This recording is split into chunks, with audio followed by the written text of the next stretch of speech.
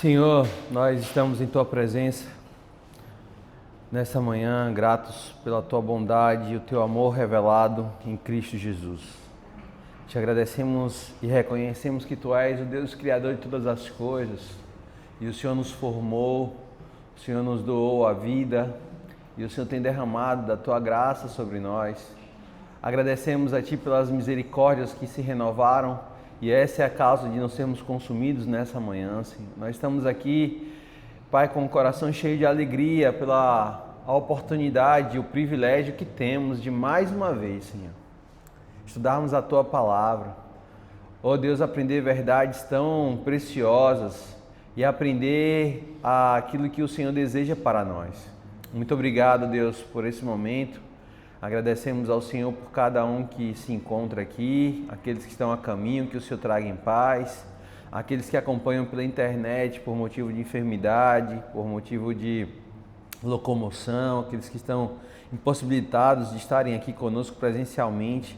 Nós oramos para que o Teu Espírito Santo os alcance e pedimos que o Senhor passe o Teu arado nos nossos corações, Senhor, porque nós queremos ser terra fértil, terra preparada, terra boa para receber a Tua semente que é maravilhosa, Tua semente que gera transformação, que gera metanoia.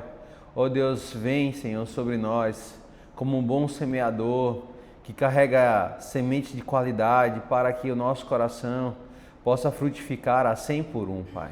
Oramos ao Senhor mais uma vez, gratos por tudo que o Senhor tem demandado sobre nós, os Teus livramentos, oh Deus, as experiências, o Teu falar. Oh Deus, nós queremos mais do Senhor, que venhamos a diminuir para que o Senhor cresça e que seja forjado em cada um de nós o caráter do Senhor Jesus, que venhamos nos parecer mais contigo, que possamos refletir a Tua glória e cumprir o nosso papel como luz do mundo, como sal da terra.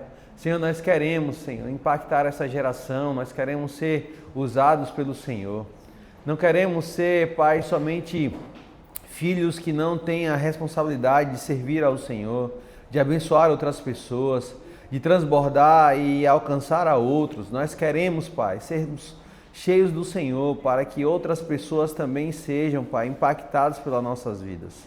Muito obrigado mais uma vez. Espírito Santo, seja muito bem-vindo em nosso meio. Fala conosco. Nós sabemos que o Senhor está em todos os lugares, mas nós queremos a Tua presença real, a Tua Shekinah no nosso meio, para falar aos nossos corações, para que, de fato, Senhor, tenhamos as nossas mentes renovadas em Ti. Oh, Pai, muito obrigado. É assim que nós oramos e assim fazemos, Pai, em nome de Jesus. Amém? Amém.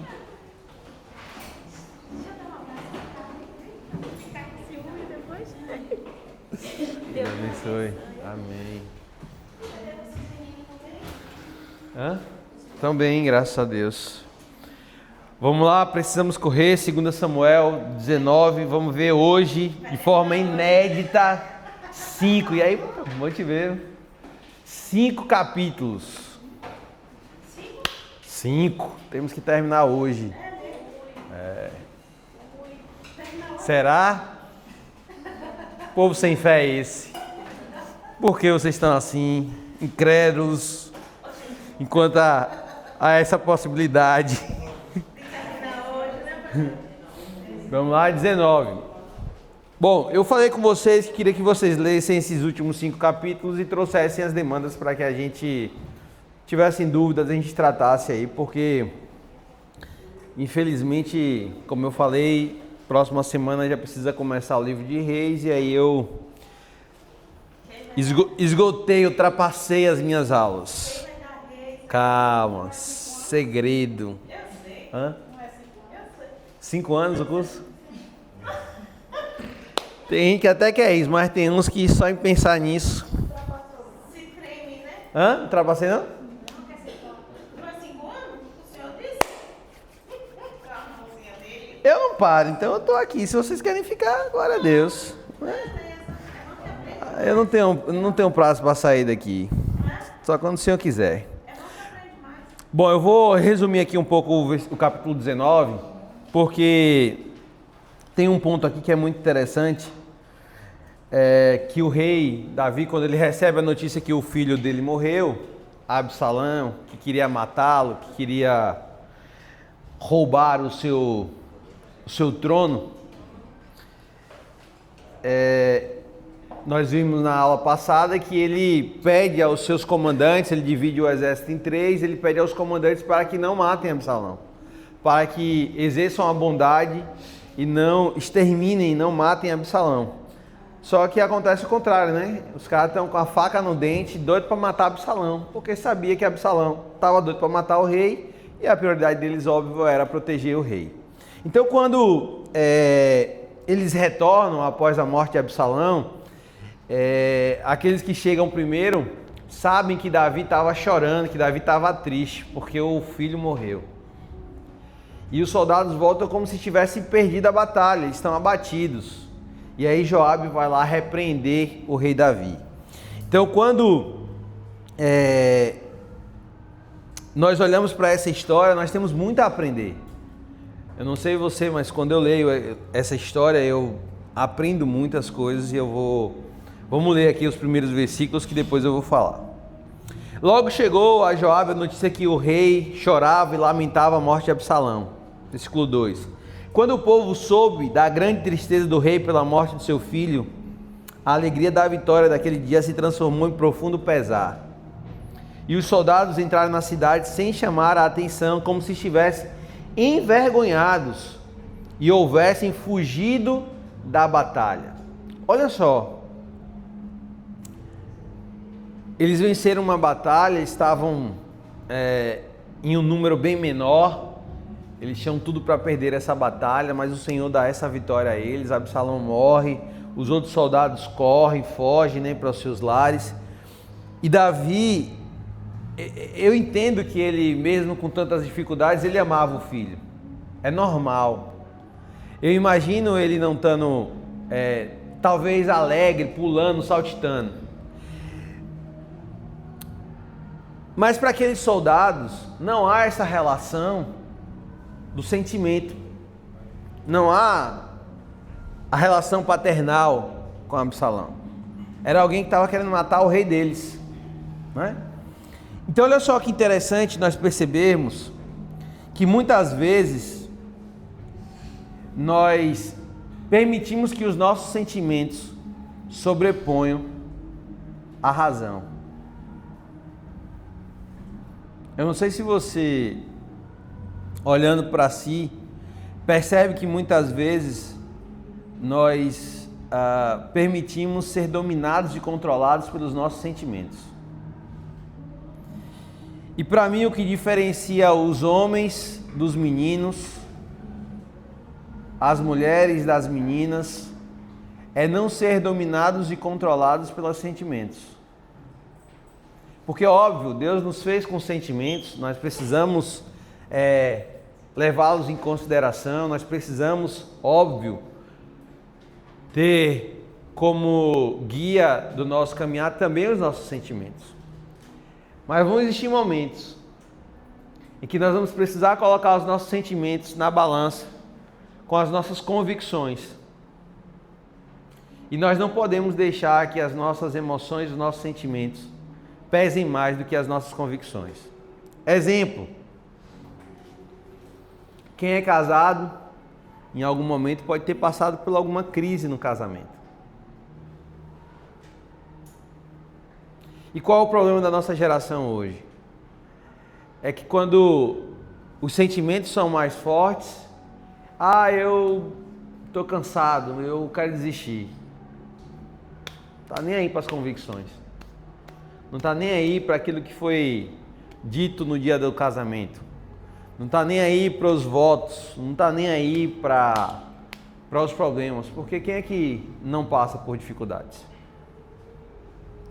Então, muitas vezes, as emoções daquele momento, os sentimentos daquele momento, gritam mais forte, mais alto. E aí, muitas vezes, toma-se uma decisão e depois vem o arrependimento. A mesma coisa acontece na caminhada com o Senhor. Quando nós não temos as convicções bem enraizadas, quando o nosso caminhar ele não está tão pautado na palavra, quando vem qualquer evento, qualquer dificuldade, qualquer decepção, a gente tende a abandonar. Por quê?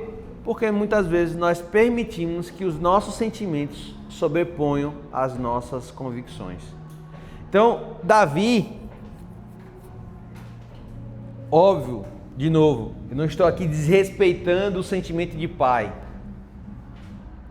Mas olha o que acontece com o lamento dele. O lamento dele, os sentimentos dele como rei, ao mesmo tempo que é muito bom quando ele traz a arca de volta e ele está lá pulando, saltando de alegria, dançando, aquilo ali é maravilhoso, aquilo ali impacta o povo. E ele permitiu que as emoções dele ali naquele momento transbordasse a alegria dele, e outros também dançaram com ele, e outros se alegraram com ele. Então nós precisamos sempre ter esse cuidado. Não estou dizendo aqui reprima todos os seus sentimentos, reprima suas emoções, não é isso. É de fato não pautar as suas decisões somente nos sentimentos, porque os nossos sentimentos são voláteis. Sim ou não? Sim. Hã? Sim. Tem dia que você acorda, para que igreja? A igreja não presta não.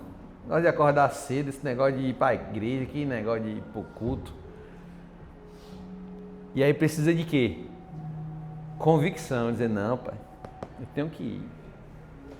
Todas as vezes que eu fiquei assim, vou pro culto hoje não sei o quê, vou, não vou, tô cansado, a semana foi corrida, e aquela coisa, o inimigo no pé do ouvido, né?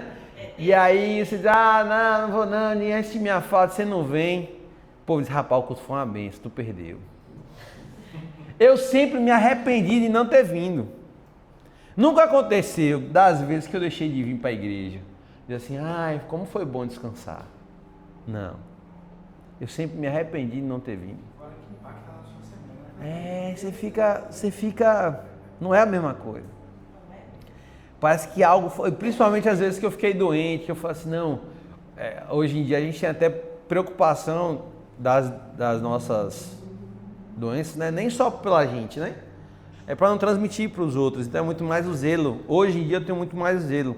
Então teve uma vez que eu estava com a virose e falei assim, eu estava doido para vir para a igreja, eu falei, mas eu não posso ir, porque senão não tem como você dizer, não vou abraçar ninguém, não vou cumprimentar ninguém. E aí eu falei assim, se eu for, posso estar transmitindo isso para outras pessoas.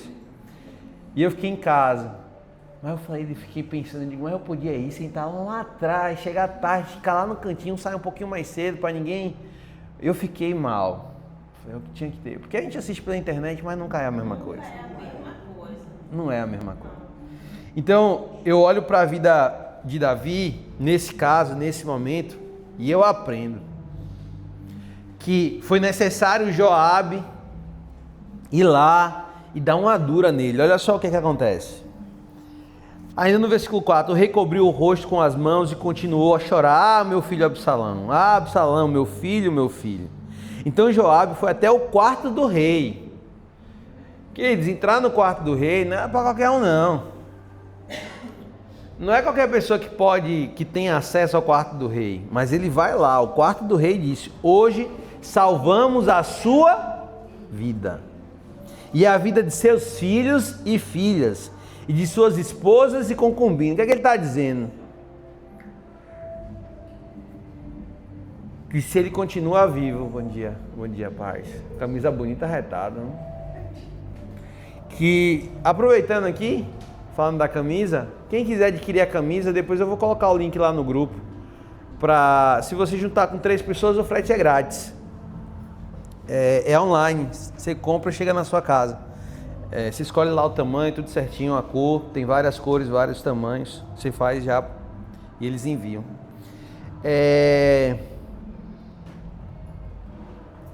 Então ele está dizendo o seguinte, olha, se Absalão não morresse, todos os seus outros filhos iriam morrer. Em outras palavras, ele está dizendo assim, e aí, o que é que você bota mais na balança? Salvar todos os teus filhos, todas as mulheres e todas as concubinas, ou seu filho Absalão? Percebe que é uma conta muito fácil de fazer? Bom dia, bom dia. Daquela chata não, mas eu trouxe café, viu? Rato é bênção. Aí, ó, quem quiser um cafezinho, Que bom, chegou. tu é bênção. Só tomou um pouquinho, se eu vou pra reunião. Tem copo ali, tem copo lá? Não. Ah, copo tem aqui, quem precisar. Aqui atrás do bebedouro. Obrigado, viu, Bert? Então, foi necessário Joabe ir lá no quarto de Davi e dar uma sacudida nele. E aí, o que é que você prefere? Aí diz, no entanto, o Senhor age desse modo e nos faz sentir envergonhados.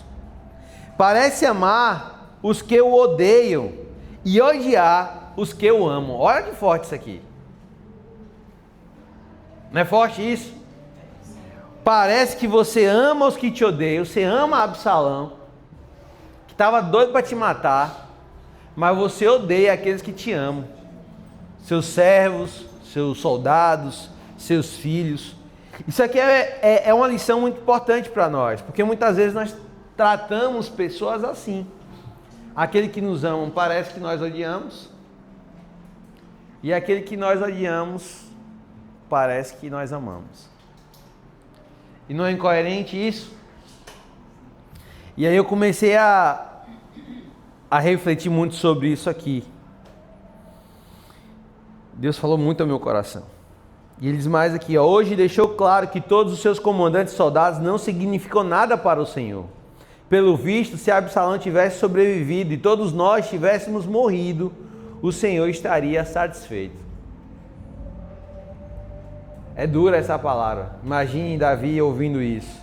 Agora saia e vá parabenizar os seus soldados, pois juro pelo Senhor que se o rei não for, nenhum só deles permanecerá aqui esta noite.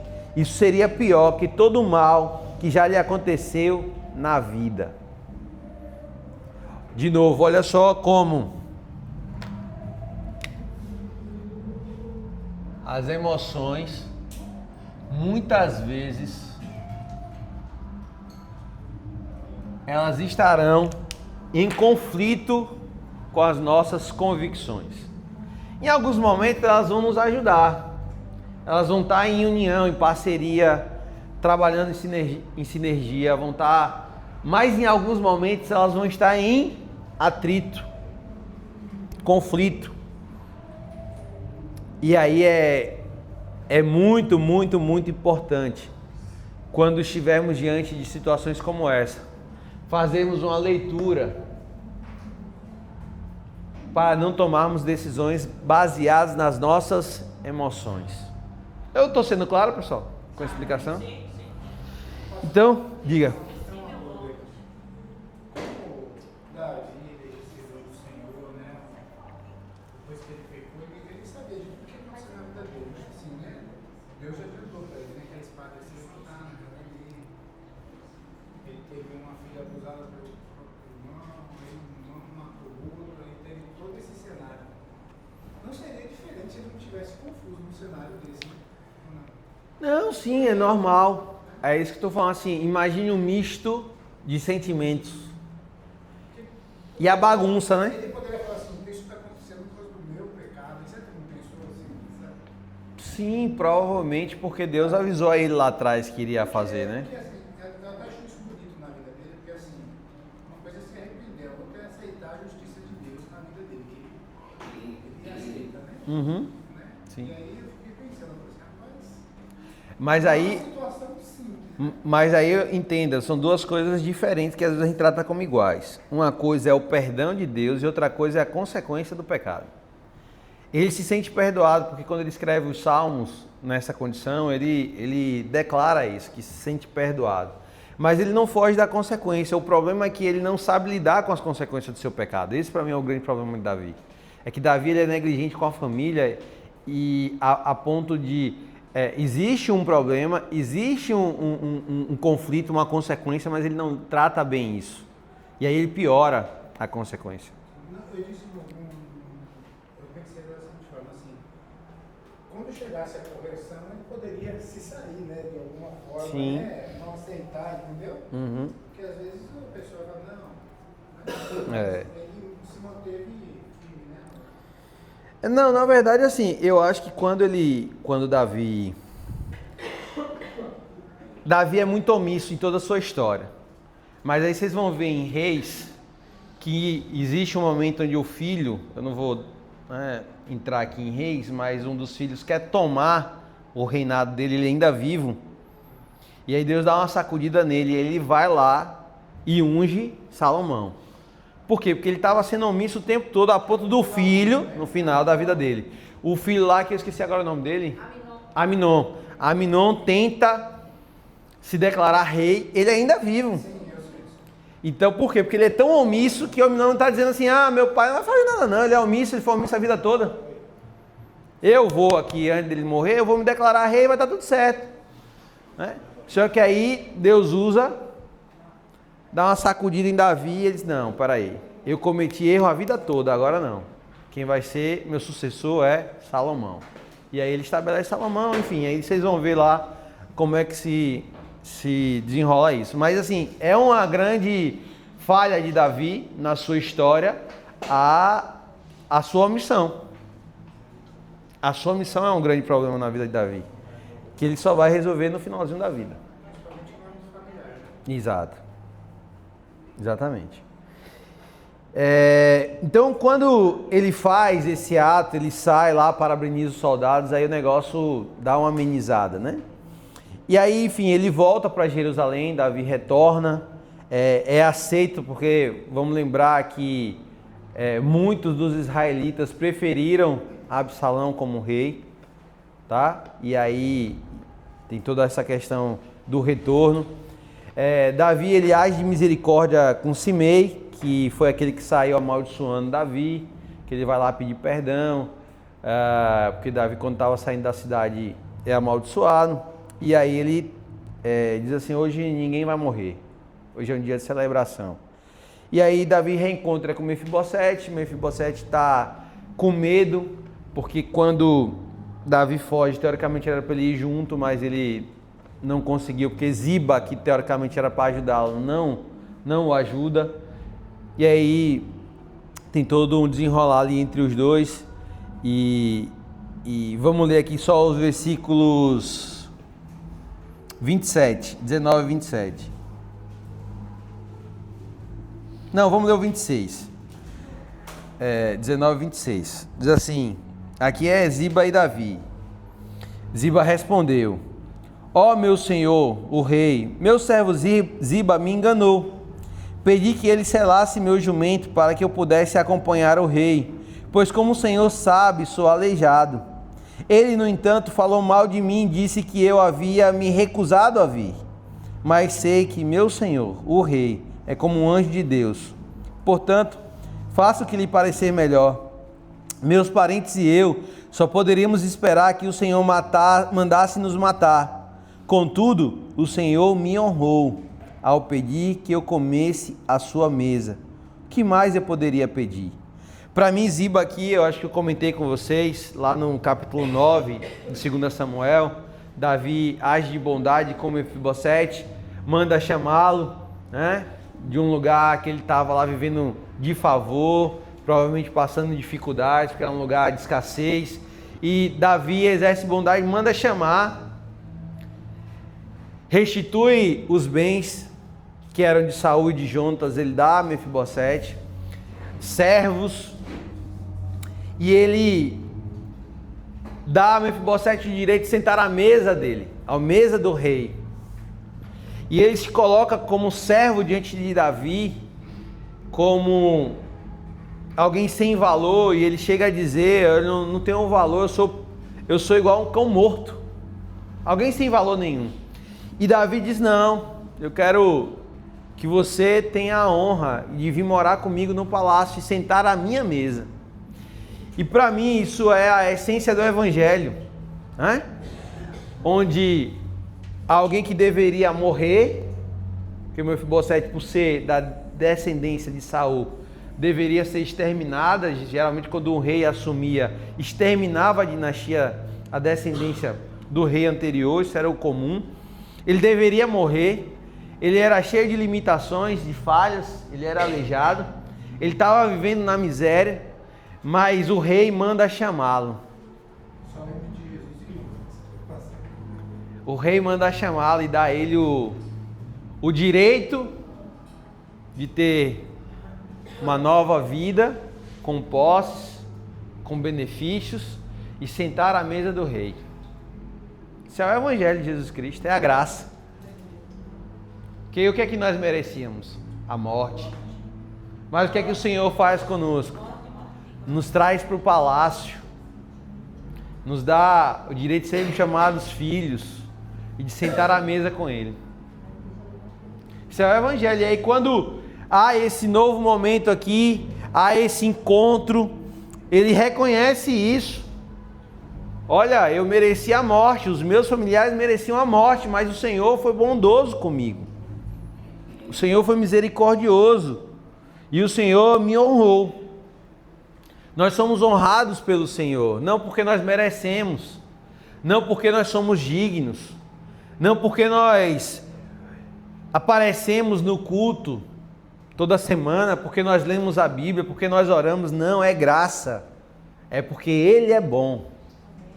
É porque Ele é maravilhoso.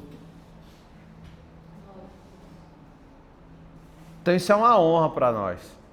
Estar na presença do Rei, comer com o Rei, banquetear com o Rei. Isso é um benefício que nós recebemos. Então, isso é muito precioso. Então, mais à frente, Davi vai tratar com Barzilai, porque Barzilai cuidou de Davi quando ele estava lá fugindo de Absalão. Depois há uma grande discussão lá sobre a questão se vai aceitar ele como rei ou não. E aí, enfim, ele retorna para Jerusalém, ele volta a ser o rei, e lá eles começam uma nova etapa do reinado de Davi. Porém, se levanta um homem no capítulo 20 chamado Seba. Esse homem quer enfraquecer Davi. Esse homem é da tribo de Efraim e ele tenta levantar mais uma vez um motim. Perceba que a omissão de Davi permitia que pessoas se levantassem contra o seu reinado. E se nós formos olhar a história de Davi, foram muitos, né? Muitos se levantaram tentando usurpar o reinado de Davi, né? Então, por isso que ele escreve, daqui a pouco nós vamos ver um cântico, né, de Davi sobre isso. Quando ele fala que o Senhor o fez prevalecer contra todos os seus inimigos. Deus nunca livrou Davi das batalhas, mas Deus sempre livrou Davi nas batalhas. Deu para entender a diferença? Porque às vezes a gente pede a Deus, oh Deus, livra das batalhas, das guerras. E você está dizendo, eu nunca fiz promessa disso para ninguém. Eu nunca disse que seria só flores. Não tem isso na palavra, não tem essa promessa. A promessa é que nós sairemos vencedores. A promessa é que em Cristo nós somos mais do que vencedores. Então essa é a diferença. Então vem essa rebelião, esse cidadão sai alegando que Davi não era digno de ser rei, ele sai alegando que Davi não deveria mais reinar, e aí ele foge, e Davi manda perseguir esse homem, ele entra numa cidade, e os soldados lá de Davi começam ali a invadir a cidade, até que uma mulher sai e diz assim, o que é que vocês querem conosco? E Joabe disse para ela assim, olha não, a gente só veio aqui porque a gente quer pegar só um cidadão, que vocês estão guardando aí. E ela falou, não tem problema não, a gente resolve isso agora. Eu vou jogar a cabeça dele aqui pelo muro daqui a pouquinho. A gente olha daqui para lá e diz, rapaz, o povo era miserável, né? Cortar a cabeça assim era, vamos cortar o dedo.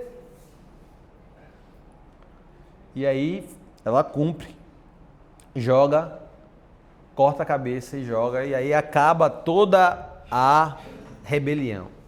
E aí perceba como isso também é interessante nós analisarmos e vermos da história, que toda vez que um líder carrega uma missão, um objetivo, e tem muitos seguidores, quando o líder sucumbe, o negócio acaba. Foi por isso que tentaram matar Jesus. Se a gente matar, acaba com tudo. Aí lá em Atos tem um momento muito interessante, onde o Sinédrio está discutindo, depois que Pedro cura lá um aleijado, um cego de nascença. Está lá em Atos, perto do capítulo 5, 6, por aí, não lembro agora. E aí tem uma reunião no Sinédrio, e aí um grande rabino chamado Gamaliel dá uma orientação muito interessante. Gamaliel diz assim, olha, se for dos homens esse movimento, vai cessar. Jesus está morto na cabeça dele, né? Ele não acreditava que Jesus ressuscitou. Eles viram Jesus morrer. Então na cabeça deles, Jesus está morto. Então se for coisa de homens, vai acabar. Mas se for de Deus, é imparável. Se for de Deus, nós não conseguimos lutar contra. Então deixa lá.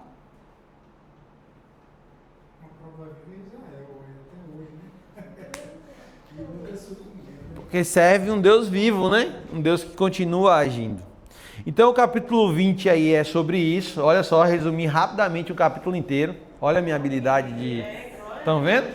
Você tem que reconhecer quando a gente acerta também. Só sabem, ó. Reconhecer aí. No capítulo 21 acontece algo muito interessante. É que Davi, ele vai... Eu vou resumir aqui também. Há uma grande fome.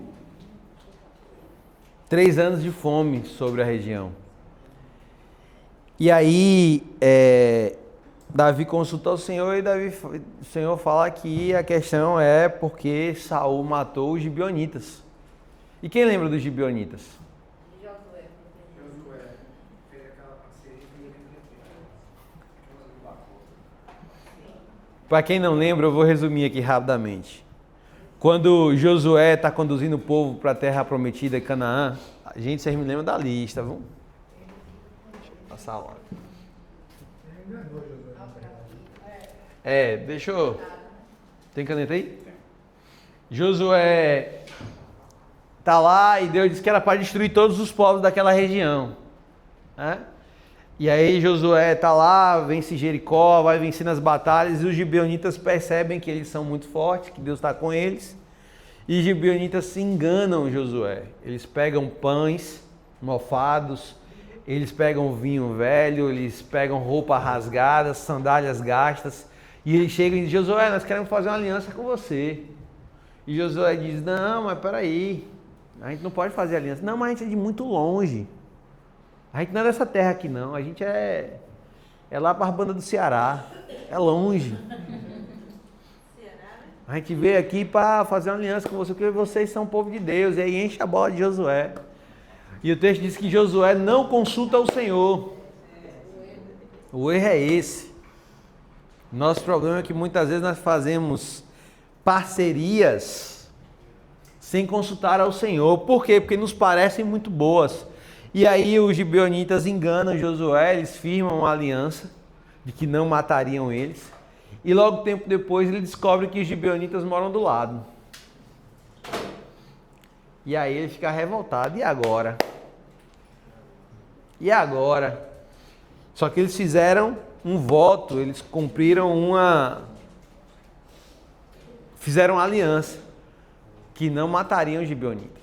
E aí, enfim, esses gibeonitas passam a servi-los, se infiltram dentro do povo, passam a seguir as leis, mas continuam sendo um povo diferente, estrangeiro. E aí os anos se passam, muitos anos se passam, os gibeonitas estão lá, e aí Saul, lá em 1 Samuel, mata os gibeonitas.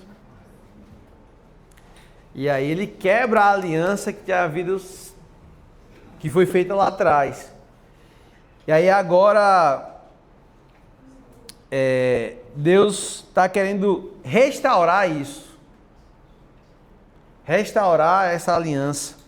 Que imagine os gibeonitas estão dizendo assim, esse povo de Deus aí que diz que são justos, que são coerentes, olha o que eles fizeram com a gente. Então isso era um mau testemunho, isso era um problema. Então é por isso que nós muitas vezes precisamos também ter o cuidado de, se deu a palavra, meu irmão, arque com as consequências. Nessa situação em que os parentes de Saul entreguem para sacrifício. É agora. É agora. É agora. Não, é agora. É agora. Vamos ver aqui, 21.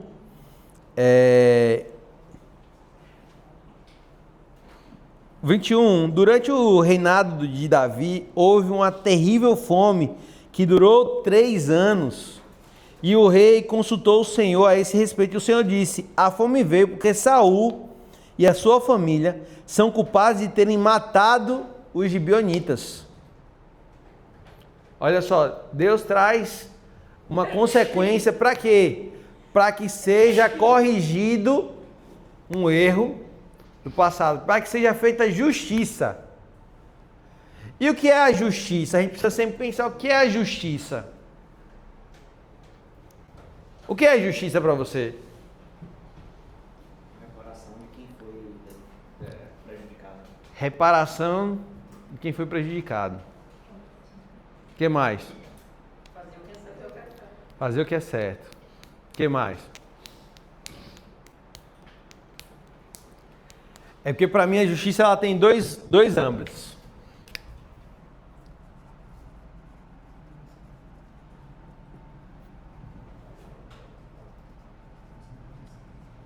Seria a correção e a ordem. Quando nós falamos assim, eu vou fazer o que é justo, eu vou fazer justiça, antes de ter cometido uma falha, antes de houver um ato para que haja uma correção, nós estamos falando de justiça como sinal de ordem. Eu vou fazer a justiça valer. Eu vou cumprir a justiça. Ok? Mas existe a correção. A justiça ela também age para corrigir. Ou deveria. Né? Então, como ato de justiça, para corrigir aquilo que foi feito de errado no passado, Deus estabelece que a justiça seja feita. Aí é interessante perceber que muitas vezes Deus, ele não estabelece qual é a punição. Não é Deus que diz, faça isso. Mas ele diz assim, vai lá e pergunta, o que é que eles precisam para se sentir justificados? Aí olha só. Então o rei mandou chamar os gibeonitas, versículo 2. Eles não faziam parte do povo de Israel, mas eram tudo que restava dos amorreus. Os israelitas tinham jurado que não os matariam, mas Saul, em seu zelo por Israel e Judá, havia tentado exterminá-los. E Davi lhe perguntou, o que posso fazer por vocês? Como posso reparar o mal que lhe foi feito, para que vocês abençoem o povo do Senhor? Opa, peraí. Davi está precisando da bênção de um outro povo?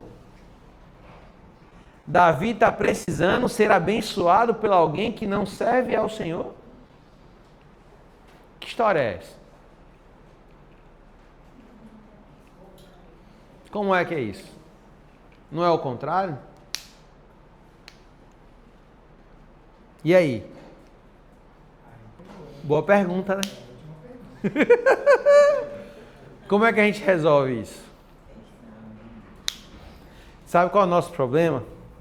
É que nós achamos que somos os únicos detentores da bênção. E aí nós achamos que podemos fazer qualquer coisa, porque eu sou abençoado.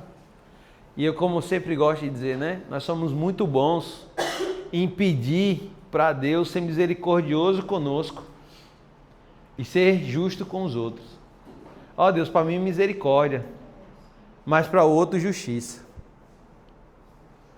Não é assim? Quando alguém erra, você não diz assim, ó Deus, age com misericórdia lá com teu filho. Tá no trânsito, acaba te fecha, nem para bater lá na frente. Mas fala mesmo. Tem gente que fala. É.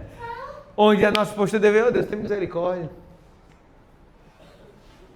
traz a consciência que ele está colocando em risco a vida dele e de outras pessoas. Mas a gente é muito bom dizer, nem para pegar uma polícia ali na frente. Né? Às vezes a gente não tem coragem de reconhecer, mas é. Então olha só, Deus está ensinando algo poderoso para Davi, Deus está ensinando algo poderoso para a gente. É verdade. Justiça. Por quê? Porque quando alguém tem uma queixa contra a gente e essa queixa é justa, você não honra o Senhor. E Deus, olha só, Deus faz o povo passar 3 anos de fome para poder trazer essa consciência. Porque se Davi tivesse buscado o Senhor antes, provavelmente com 1 ano ele poderia já resolver o problema. Mas tem gente que depois de 3 anos é que Davi vai perguntar, e aí Deus, o que é que está acontecendo? E de novo, tem coisas na nossa vida que são do acaso, mas tem coisas que o Senhor permite porque Deus quer trazer correção. Porque se Deus não mexer na nossa ferida, a gente nunca vai resolver. Se Ele não apertar o calo, você diz assim, larga lá. Isso dói. Então Davi, ele é instigado por Deus para resolver fazer justiça contra um povo que enganou.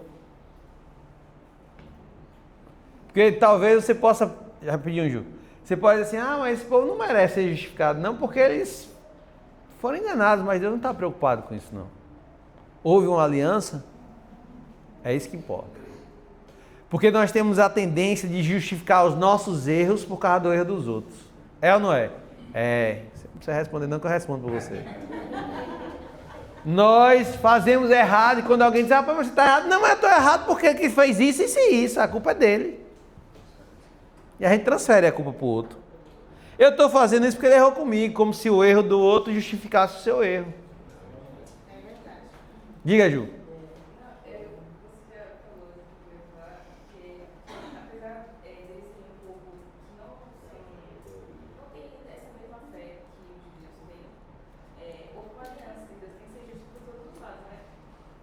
Deus é um Deus de aliança. Deus é fiel mesmo na nossa infidelidade. Quem imagine se Deus só fosse fiel com a gente se a gente fosse fiel?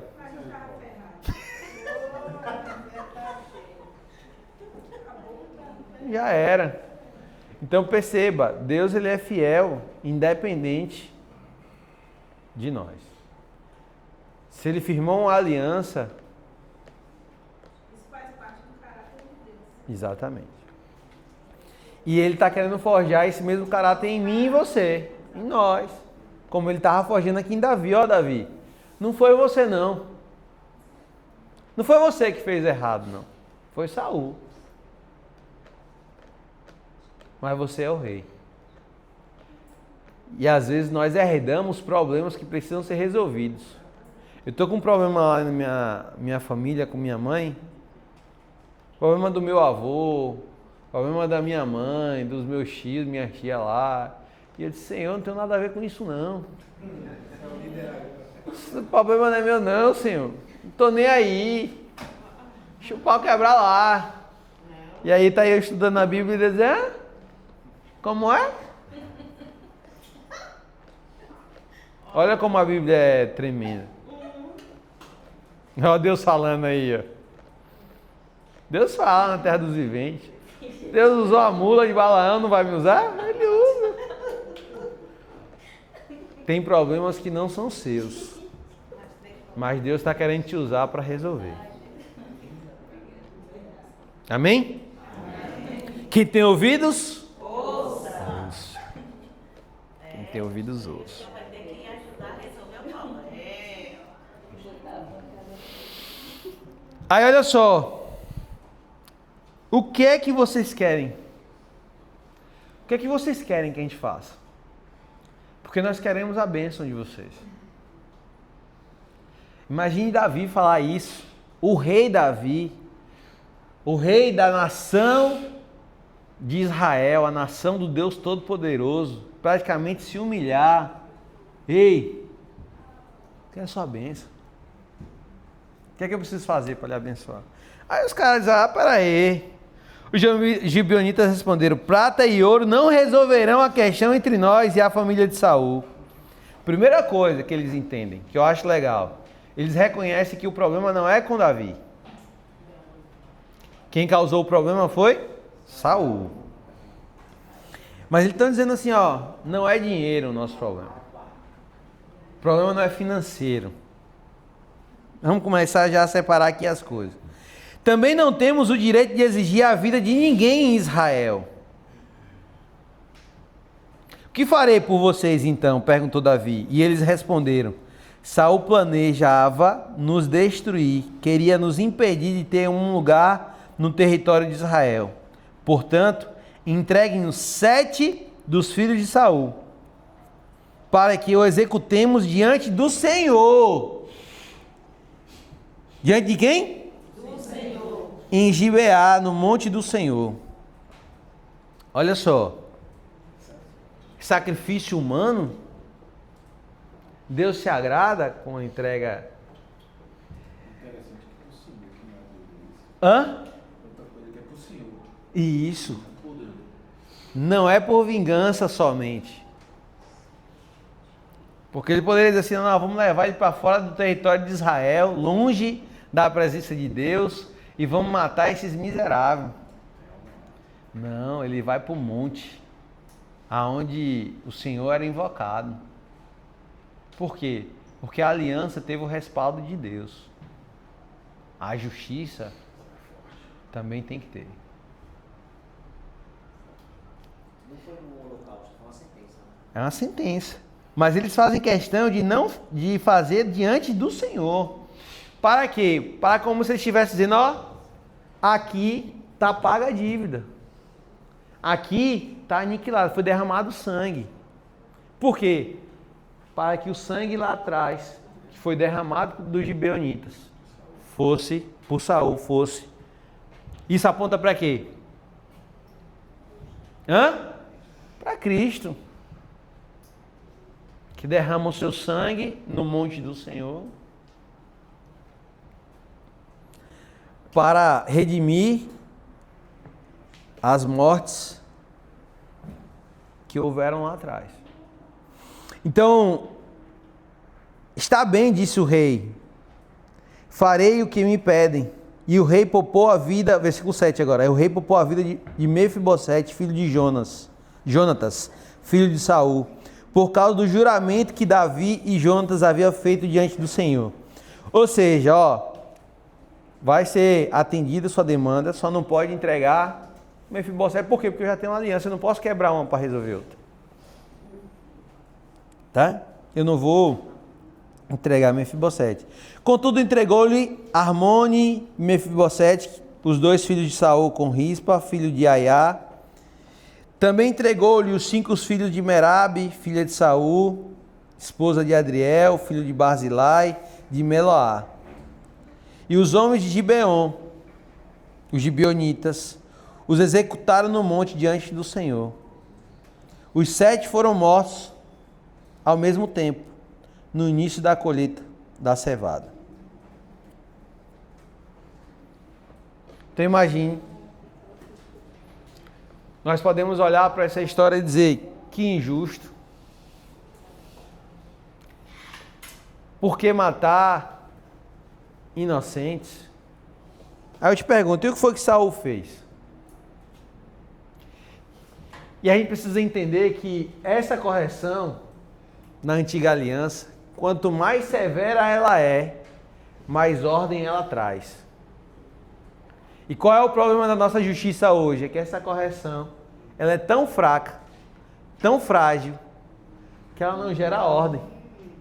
O cara faz o que quer, rouba, mata e recebe, é pego às vezes em flagrante, mas na audiência de custódia ele sai livre. Tá tendo correção? Tá nada. Por isso que não tem ordem. Eu te pergunto, o cara, um rei, que sabe essa história aqui, ele vai pensar 2 vezes antes de mexer os gibeonitas, sim ou não? Alguém vai dizer assim, ah, vou lá mexer com eles. Vai, tua família pode morrer. Os teus filhos, os teus netos, quem quer? Então, de novo, não estou fazendo a leitura da Bíblia daqui para lá, mas de lá para cá. As correções severas impostas muitas vezes tinham o objetivo de trazer uma ordem para o caos que era a sociedade daquela época. O caos, eu vou aspar aqui, né? Talvez era muito melhor do que, mais seguro do que hoje, né? Então, aqui fica claro que Deus exerce justiça. Davi é esse executor da justiça de Deus. E aí depois as coisas se ajustam. E aí eles mandam trazer os ossos lá de Saul, de Jonatas e... Enfim, essa parte aí nós vamos pular. Vamos ler só o versículo, capítulo 21, versículo 14. Diz assim, o rei ordenou que os ossos de Saul e de Jonatas fossem enterrados na sepultura de Quis, pai de Saul, na cidade de Zelá, na terra de Benjamim. Depois disso, Deus atendeu às orações em favor do povo. Destaque isso aí, sua Bíblia. Depois disso,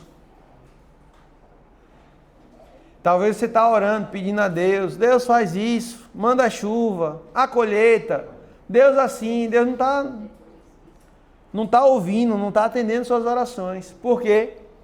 Você precisa corrigir alguma coisa. Você precisa atender alguma coisa. Porque aí sim, Deus vai atender as orações que você tem feito. E aí, de novo, tem coisa que Deus não atende porque não é o momento. Tem coisa que Deus não atende porque você ainda não ajustou, não fez justiça. É Samuel que está dizendo isso? Hã? Não. É a palavra do Senhor que está dizendo para mim e para você que depois que foi feita a justiça... É Samuel. Mas é 2 Samuel. Depois que foi feita justiça, Deus atendeu as orações. É forte, né?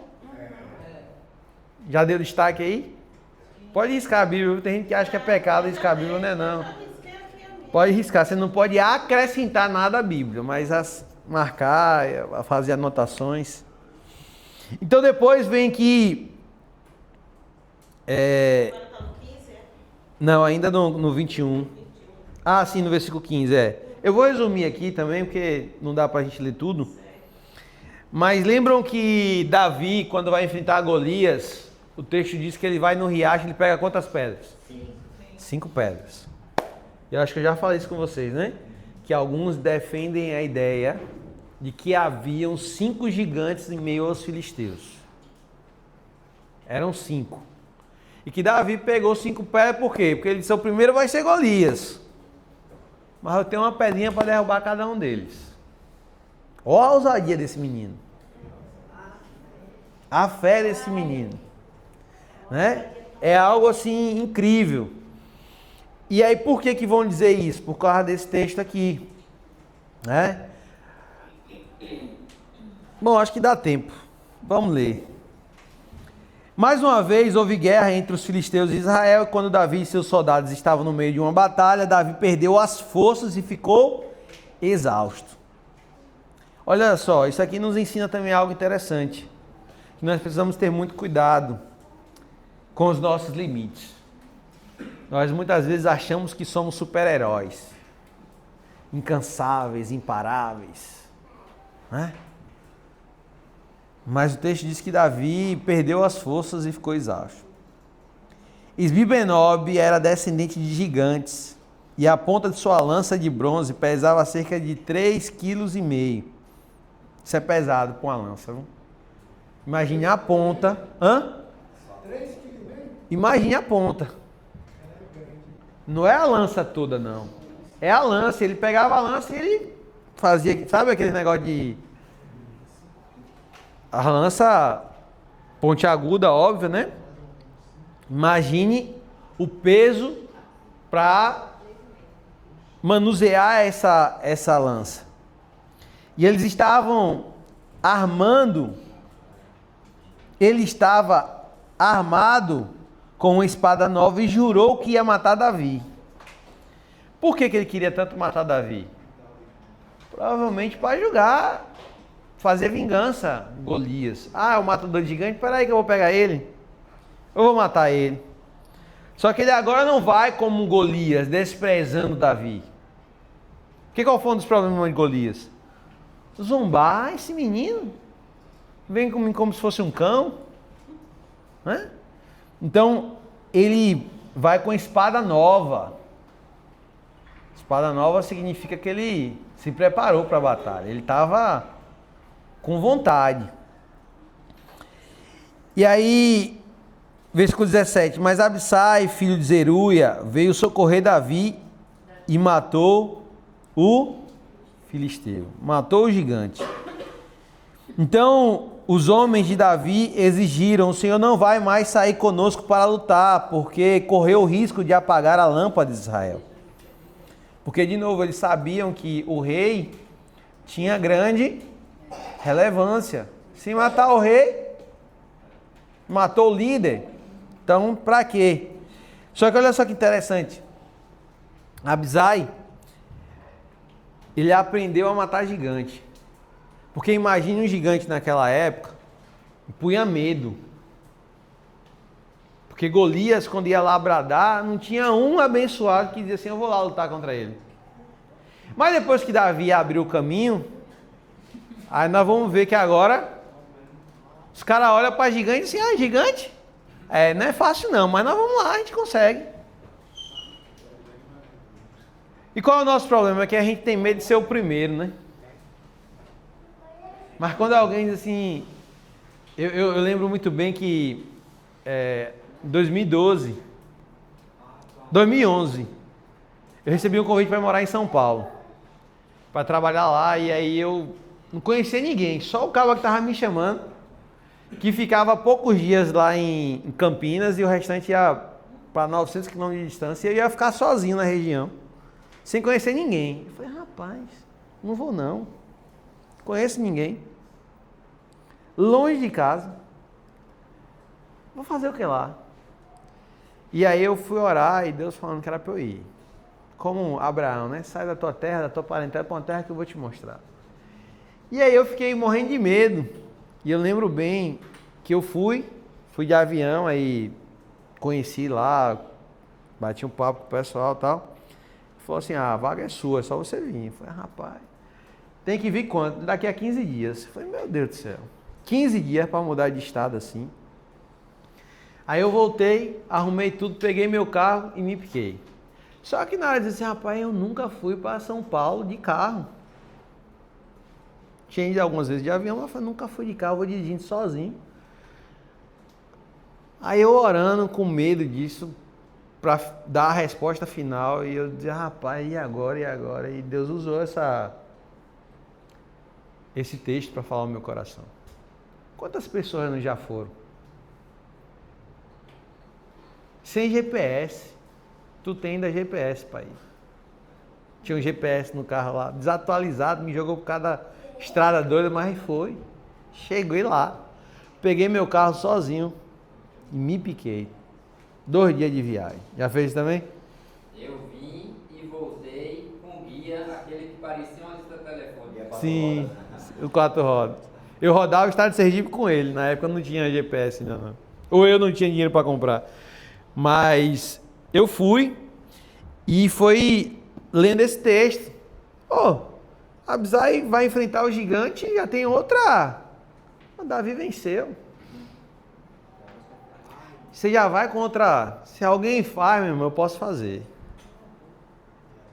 Por quê? Porque o mesmo Espírito que estava sobre ele está sobre mim.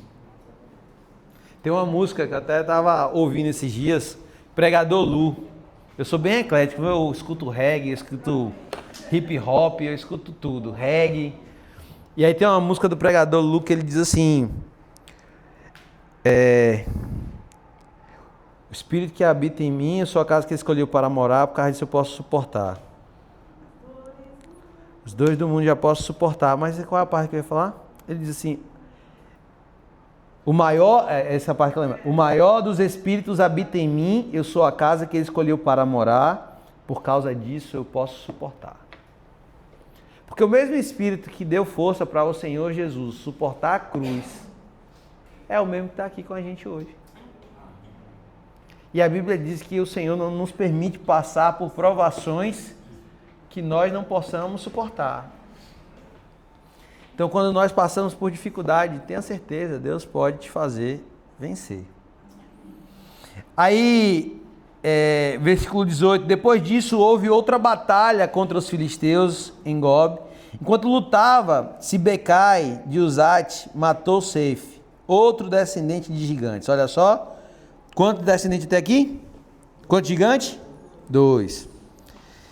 Durante a batalha em Gob, Elanã, filho de Jair de Belém, matou o irmão de Golias, de Gate. E o cabo da sua lança era da grossura de um eixo de tecelão. Terceiro gigante. Em outra batalha com os filisteus em Gate, havia um homem de grande estatura com 6 dedos em cada mão e 6 dedos em cada pé, 24 dedos ao todo, que também era descendente de gigantes. Mas quando ele desafiou os israelitas e zombou deles, foi morto por Jonatas, filho de Simeia, irmão de Davi. Quantos gigantes? 22. Estes 4 filisteus eram descendentes dos gigantes de Gate, mas Davi e seus guerreiros Pronto. Para que melhor do que isso? Ele não só matou o gigante, como ele fez discípulos. Provavelmente o maior, o mais forte era Golias, porque era Golias usado para amedrontar o povo. E aqui o texto ele está fazendo um complemento, falando que existiram esses outros 4 gigantes e que Davi e os seus guerreiros mataram. Não quer dizer que foram na mesma batalha, não sabemos ao certo quanto tempo isso levou. Isso pode ter acontecido anos e anos depois da morte de Golias, né? Então nós não sabemos ao certo. O fato é que eram um total Golias mais 4. E aí, para mim, de novo, faz sentido fazer essa conjectura de que Davi, sabendo disso, pegou 5 pedrinhas no riacho. Nós podemos afirmar? Não. Afirmar não, porque o texto não diz. Tá? Capítulo 22, nós não vamos ler porque nós não temos tempo, mas é um cântico que Davi entoa em louvor ao Senhor, já ali no final da vida, e é muito semelhante a alguns salmos de Davi, né? As expressões, as falas, que Deus é minha fortaleza, Ele é minha rocha, Ele é o meu redentor, né? Ele que me guarda, que a morte estava cercando Ele. Então ele trata, o autor aqui compila um pouco aí de algumas ideias dos salmos de Davi, né? Dentro desse cântico de louvor, tá? Aí no capítulo 23, depois você lê, vale muito a pena ler o capítulo 22. Né? De novo, não dá tempo a gente ler, mas eu acho que vale muito a pena. Se nós tivéssemos tempo, nós iríamos fazer as conexões com alguns salmos, mas infelizmente nosso tempo não permite. Capítulo 23 diz assim: estas são as últimas palavras de Davi. Isto é o que diz Davi, filho de Jessé. Davi, que foi tão exaltado. Davi, o homem ungido pelo Deus de Jacó. Davi, o amável salmista de Israel. O Espírito do Senhor fala por meu intermédio. Suas palavras estão em minha língua. O Deus de Israel falou, a rocha de Israel me disse, aquele que governa com justiça, que governa no temor de Deus, é como a luz da manhã ao nascer do sol, como a manhã sem nuvens, como o brilho do sol, que faz crescer a grama nova depois da chuva. Acaso não foi a minha família que Deus escolheu? Sim, Ele fez comigo uma aliança sem fim, bem definida e garantida nos mínimos detalhes. Ele me dará segurança e êxito. Os perversos, porém, são como espinhos lançados fora, pois ferem a mão de quem os toca. É preciso usar ferramentas de ferro para cortá-los, e serão inteiramente consumidos pelo... Faz lembrar alguma coisa aqui? Hã? Provérbios? Não, esse finalzinho de 2 versículos aqui tem uma conexão. Hã?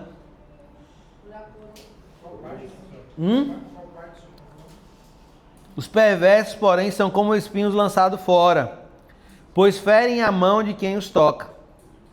E é preciso usar ferramentas de ferro para cortá-los. Jesus.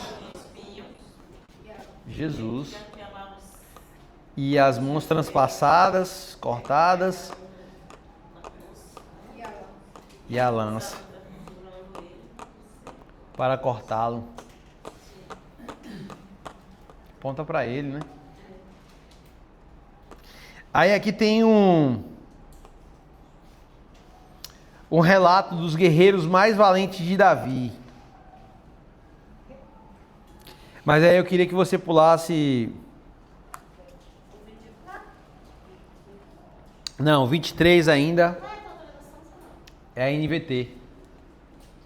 Pastor, e acerca da aliança que Deus faz com Davi? Tem alguma questão? A gente falou dela lá atrás, né? Não lembra não?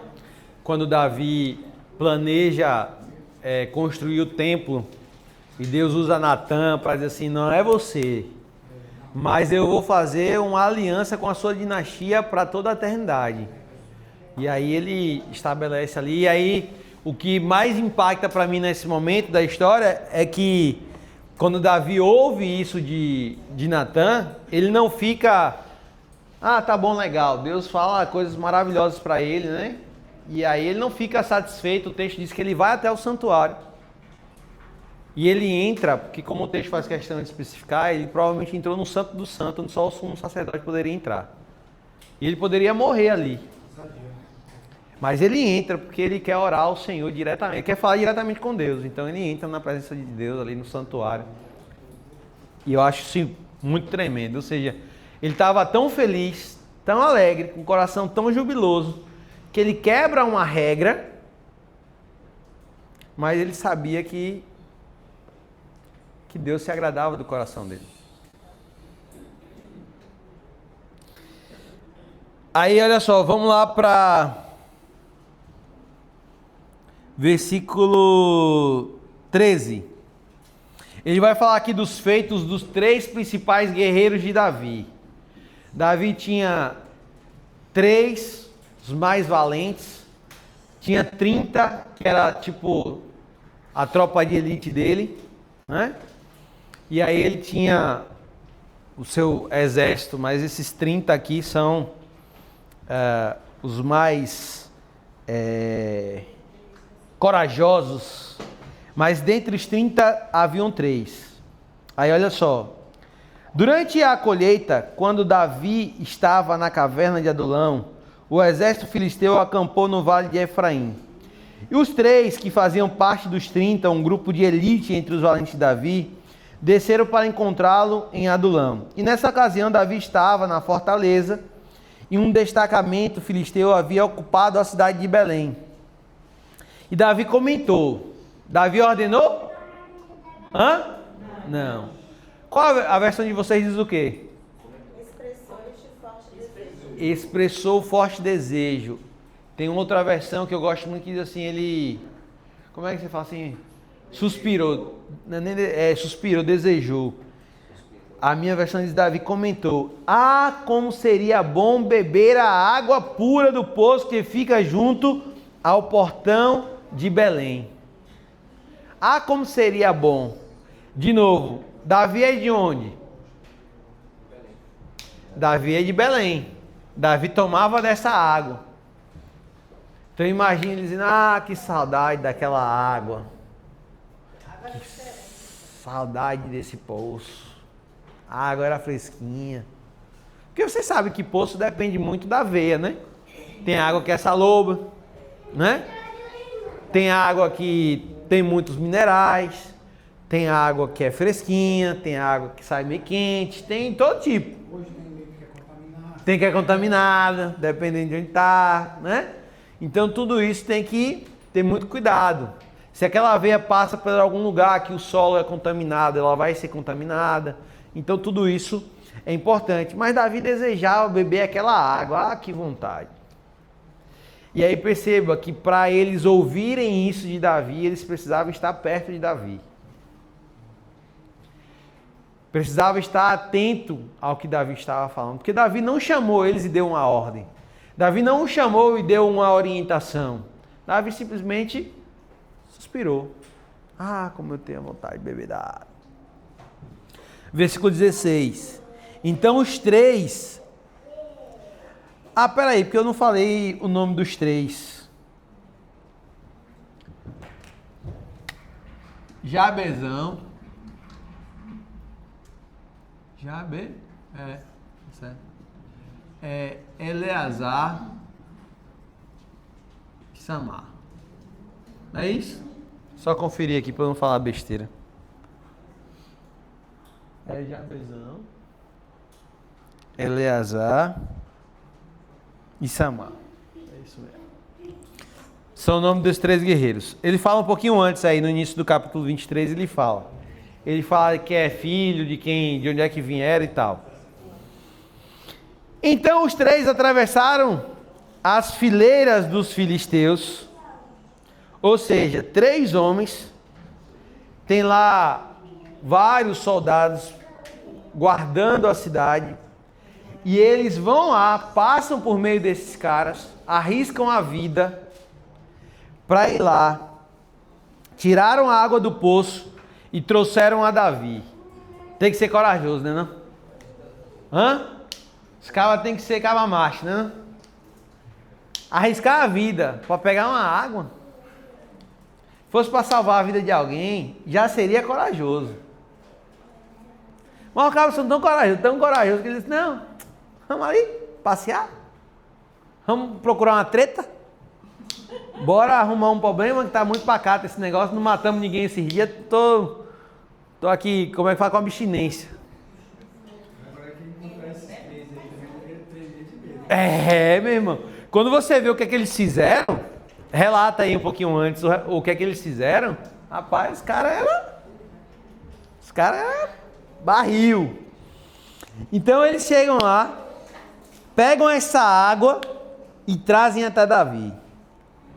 Mas aí pra mim Davi suspirar, normal, acho que todo mundo às vezes tem um desejo. Ah, como eu queria comer aquela torta de não sei aonde. Né? Aí às vezes o cara diz, espera aí que eu vou ligar pro iFood. Eu queria comer uma coisa gostosa. O que? Não sei. Quando a mulher fala isso, eu já nem tento. Eu queria comer uma coisa gostosa. Aí tu vai passar na padaria, tá uma coisa gostosa? Eu digo o quê? O quê? Não sabe, meu irmão. Você pergunta, quem é hambúrguer? Não. É a mesma coisa quando fala assim, vamos sair para comer alguma coisa, bora. Quer comer o quê? Não sei. Escolhe tu. Então bora comer pizza? Não, pizza não. Bora comer churrasquinho? Ah, não, churrasquinho não. Ah, mas não mandou escolher?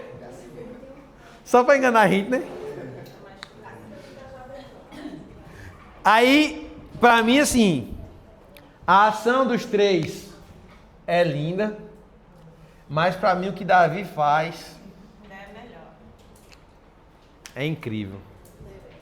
O que Davi faz revela o coração adorador de Davi.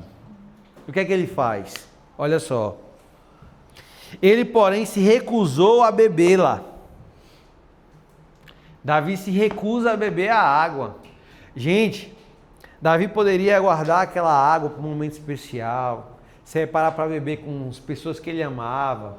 Ele poderia até mesmo beber a água toda e saciar a vontade dele. Poderia fazer qualquer coisa. Mas eu nunca faria o que ele fez. Mas eu aprendo que eu tenho que fazer o que ele fez. Mas eu, sendo honesto, eu tô com vontade de beber. Tome. Não ia nem perguntar, e alguém quer dizer meu só. Que eu chego em casa, o menino pega aí eu trago alguma coisa, aí eu, tipo assim, esses dias eu tava com... Foi com quem, meu Deus? Não lembro o que foi. Aí sai, eu quero, eu digo, meu só. Aí eu, não, eu quero, eu digo, não, meu só. Aí fiquei brincando com eles. Porque a gente às vezes é assim, né? É meu só. Davi ia olhar e dizer assim, ó, não vou dar pra ninguém, quem tava com vontade sou eu. Aí o texto diz que ele derramou, em vez disso, derramou no chão, como oferta ao Senhor. Rapaz, derrama no chão. É de arrupiar.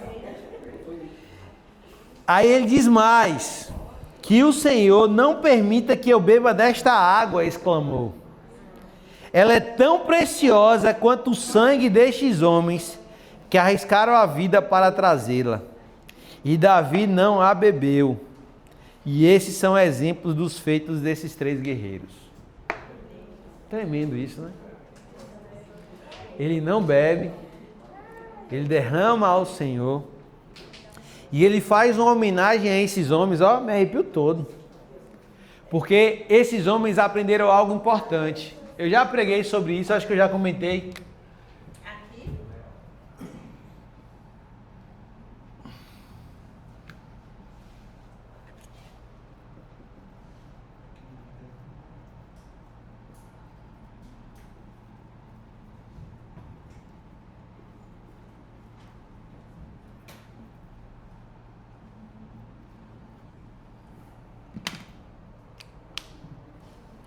Distinguir o dialeto aí? Obedecer. Honrar é melhor que obedecer. Por que eles entraram com essa história para o relato bíblico? Porque eles não obedeceram uma ordem de Davi. Como soldados, provavelmente Davi deu muitas ordens e eles obedeceram, e até aí tudo bem. Nada demais. Mas eles resolveram honrar Davi. Eles honraram. Por quê? Porque Davi não mandou, Davi não deu uma ordem. Mas eles ouviram o sussurro de Davi. E eles queriam agradar a Davi, eles queriam honrar a Davi. E eles arriscaram a própria vida. E quando eles honram a Davi, trazem a água, Davi ia honrar eles e ao Senhor. Essa água é muito preciosa para eu beber.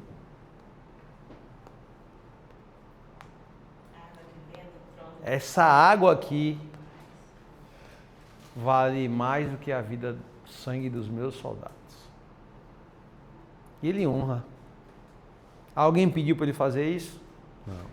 Mas o coração não de obediente, mas um coração daquele que honra. E é importante nós entendermos a diferença entre obedecer e honrar. Eu acho que eu até já comentei aqui com vocês também uma história que eu tive com Theo e Sara uma vez. Acho que eu comentei, não sei se nessa turma, comentei da água. Sim. Né? É muito sobre isso. Porque um obedeceu, mas o outro honrou. Quando a palavra diz honra teu pai e tua mãe, se prolongarão os teus dias na terra, é porque honrar não é só obedecer. Vai além de obedecer. É tipo assim, eu sei que se minha mãe... Vou dar um exemplo. Lá em casa era uma briga do tamanho do mundo para encher garrafa d'água. Não é assim? Aí o que eu fazia? Ó, qual a estratégia que eu usava? Eu bebia a garrafa, deixava 2 dedos e pegava a outra. Porque a regra era o seguinte: se esvaziar tem que encher. Só que tinha vezes que eu chegava e tinha 2 dedos em 3 garrafas. Aí ficava por último, tinha que beber os 3 dedinhos das 3 garrafas e encher as 3. Aí passava uma raiva. Mas minha mãe ficava feliz quando ela chegava e as garrafas estavam cheias, não precisou brigar com ninguém, reclamar com ninguém. E nem sabia que Samuel aprontou. E eu aprontava, eu largava mesmo. Não gostava, pra mim era perda de tempo, ficar ali no filtro, parado. Hã? Cheinha é bom demais, e geladinha melhor ainda. Só na chepinha. E coisa era quando minha mãe viajava. Meu irmão não ligava pra beber água quente e aí ele bebia já direto do filtro. E eu não gosto, não mata minha sede de água quente, eu só gosto de gelada. Aí eu enchia, quando gelava ele ia lá e bebia. Aí eu ficava com raiva, eu digo, por que tu não encheu? Isso é a regra que botou foi mãe, a água estiver cheia pode beber, pronto. Aí teve um dia que eu me lembro, eu falei assim, eu cheguei, eu estava feliz, Deus estava fazendo uma obra na minha vida. Eu falei assim, eu vou agradar minha mãe, eu vou encher as garrafas, achando que estava fazendo um negoção. E quando ela chegou, ela perguntou, quem encheu as garrafas? Eu digo, fui eu, não acredito. E aí ela deve ter dito no coração, Deus está trabalhando mesmo na vida desse menino, porque coisas simples, porque honrar não é só obedecer. O que é que eu fazia muitas vezes? Minha mãe dizia assim, é para você encher as garrafas, se eu chegar as garrafas estiver vazias, você vai apanhar. Aí eu ia fazer o quê? Eu ia brincar, ia jogar bola no meio da rua, tinha um campo do lado de casa, eu fazia tudo. Aí quando dava perto do horário, eu corria, porque eu gostava de viver na adrenalina. Gostava da emoção. Aí eu corria, enchia as garrafas, e aí quando ela chegava, me via enchendo, já dava uma bronca, dava um cascudo, dava um peteleco, mas eu tava ali, não apanhava. Aí teve um dia, meu amigo, que eu esqueci. Quando eu tava jogando bola lá em Terquido, não vi ela chegando. Quando eu tô indo pra casa, que eu tô vendo as luzes já acesas, o movimento dentro de casa, eu falei, eita, agora o pau vai quebrar. Aí ela disse, tu tava fazendo o quê? Eu disse, tava ali brincando com os meninos. Encheu as garrafas, eu digo, vou encher agora. Como é? Pau. Minha mãe mordia a língua. Quando ela mordia a língua, sai de baixo. Tá com raiva. Pegou a cabo de vassoura e Já era. Não, às vezes a gente passa chinelo. Mas dava nas costas, na bunda, nas pernas, na mão. Não tinha negócio de escolher o lugar, não. Onde dava, a gente tentando se esquivar e tamo de pau. Mistério, entrava no mistério. Não, aí teve uma vez que ela quebrou a havaiana, né? E aí foi o que fez? Meteu um prego. Eu falei, epa, peraí, eu tenho que dar uma sandália pra minha mãe, porque se prego pegar aqui... Se prego pegar aqui, o bicho pega. E ela não olha não, se tem prego, se não tem, ela dá mesmo com vontade. Não, eu aprendi, eu deixei de fazer muita besteira na minha vida, porque eu tinha medo de minha mãe. Eu tinha medo.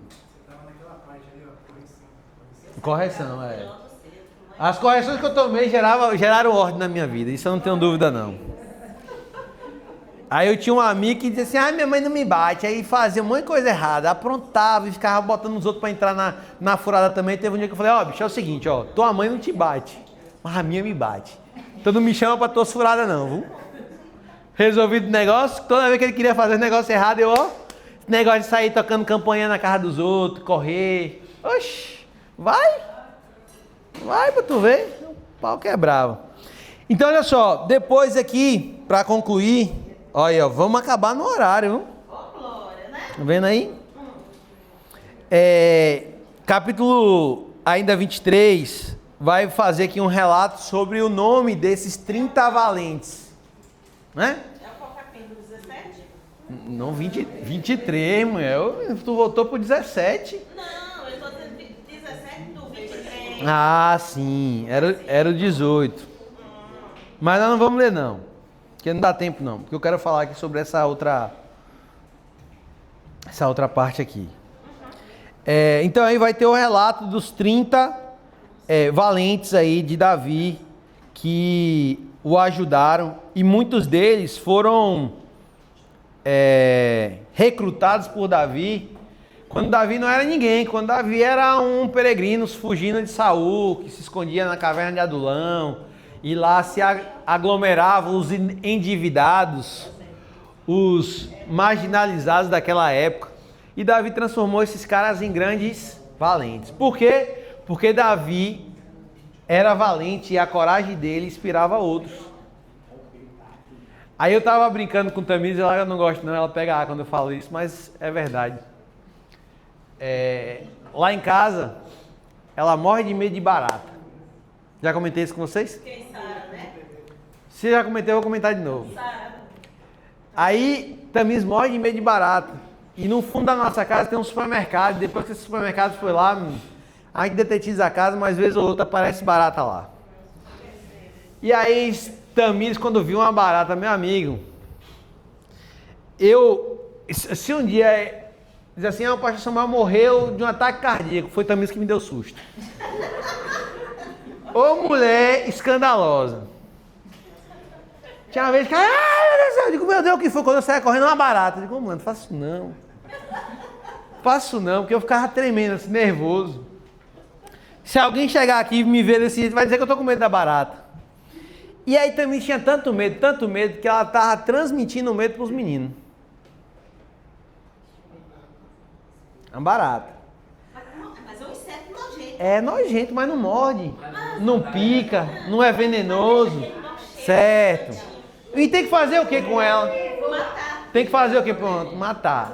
Aí Tamires fazia aquele escândalo e os meninos, rapaz. Theo, quando viu uma barata, parecia que estava diante de um leão feroz.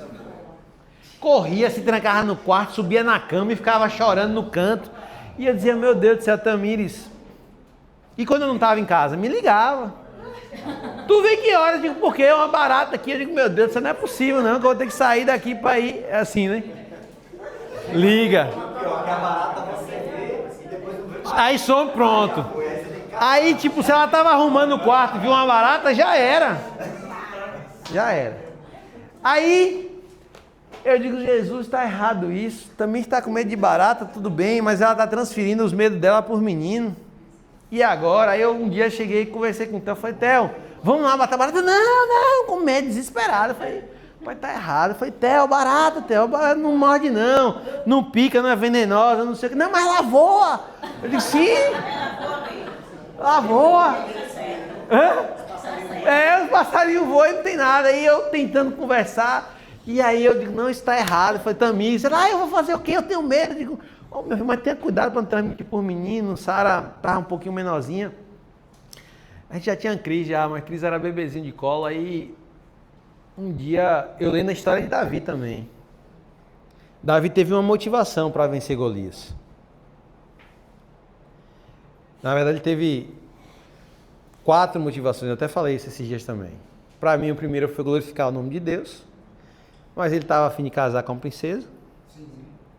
Estava a fim de que os pais não pagassem mais impostos. E qual era o outro? As riquezas. As riquezas. Então, essas motivações ajudaram Davi a ir lá vencer Golias. Aí eu aprendi. Eu falei, rapaz, lá em casa tem uma regra. Só joga videogame 2 dias na semana. De tarde. É quarta e sexta. Depois de fazer o dever. 2 dias só. Aí eu cheguei um dia para Theo e falei assim, Theo, é o seguinte, pai. Se tu matar uma barata, tu vai jogar videogame a semana toda. Ele, o quê, pai? Eu digo, vai ser a semana toda jogando videogame. Todo dia. Como é, pai? Eu digo, cadê a barata? Aí eu... Mas ela voa até cá. Aí, cadê a barata? Pegou a sandália, cadê a barata? Eu falei, calma, pai, calma. Só que eu achei que era pilha, né? Eu vou ser honesto, eu achei que ia... Tipo, na hora que ele estivesse com a barata... Oxe, meu irmão. Tamires disse que um dia ele chegando em casa... Disse, a barata, cadê? Pegou a sandália, mas batia que esbagaçou a barata toda. A motivação. A motivação, velho. Acabou o medo de barata, meu irmão. Quem é o matador de barata oficial? Theo. Hoje é barata que tem medo de Theo. Claro. Aí também não gosta, não é esse negócio, eu digo, deixa comigo. Tô resolvendo um problema maior do que você pode imaginar, fique na sua. Matou a barata. E hoje em dia não. E hoje em dia é o seguinte. Se matar barata. Chegou barata lá, apareceu barata. Não me chama mais não. Não faz mais escândalo. Por quê? Porque ela entendeu que uma criança que tá na época, hoje ele tem 9, na época ele devia ter uns 6 para 7 anos. Uma criança de 6, 7 anos não vai ser o medo dele. Então hoje ela não tem mais o pânico, o medo assim, sabe? De gritar aquela agonia. Ah, é barata, chama, Theo, corre. Aí Theo faz que nem eu digo, Theo, tu tem que aprender, porque é o seguinte, até para ela perder o medo, o que é que eu fazia? Eu ia lá, matava e dizia, agora vai pegar. Aí não sei o que, aí ela pegava a pá, eu digo, vai pegar. Pra ver se ela perdia o medo, né? Vê lá, morto, não morde, não voa, não pica, ou voa. Mas não morde no pescoço, não. Aí eu dizia, aí Theo faz a mesma coisa, vai lá, mãe, matei a barata, ela vai pegar. Mas tudo é motivação, gente. Tudo é motivação. Vou usar isso com Samuel. Aí, tá vendo? Você viu uma barata, acabou o homem. Pois é. Tem que ver o que é que ele gosta de fazer. Até o videogame. Meu irmão foi invocado demais. Cadê a barata, pai? Cadê? Vou matar agora. E aí, olha só. Vamos aqui para finalizar o versículo, capítulo 24 agora.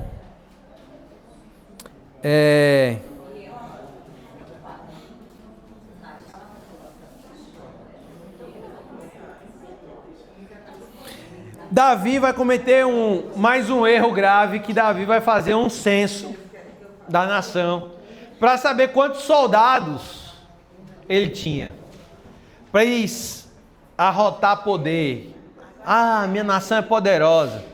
Mas a nação de Israel nunca foi poderosa pela quantidade de soldados. Até porque tem armas, tinha, né? Com um pedaço de pau.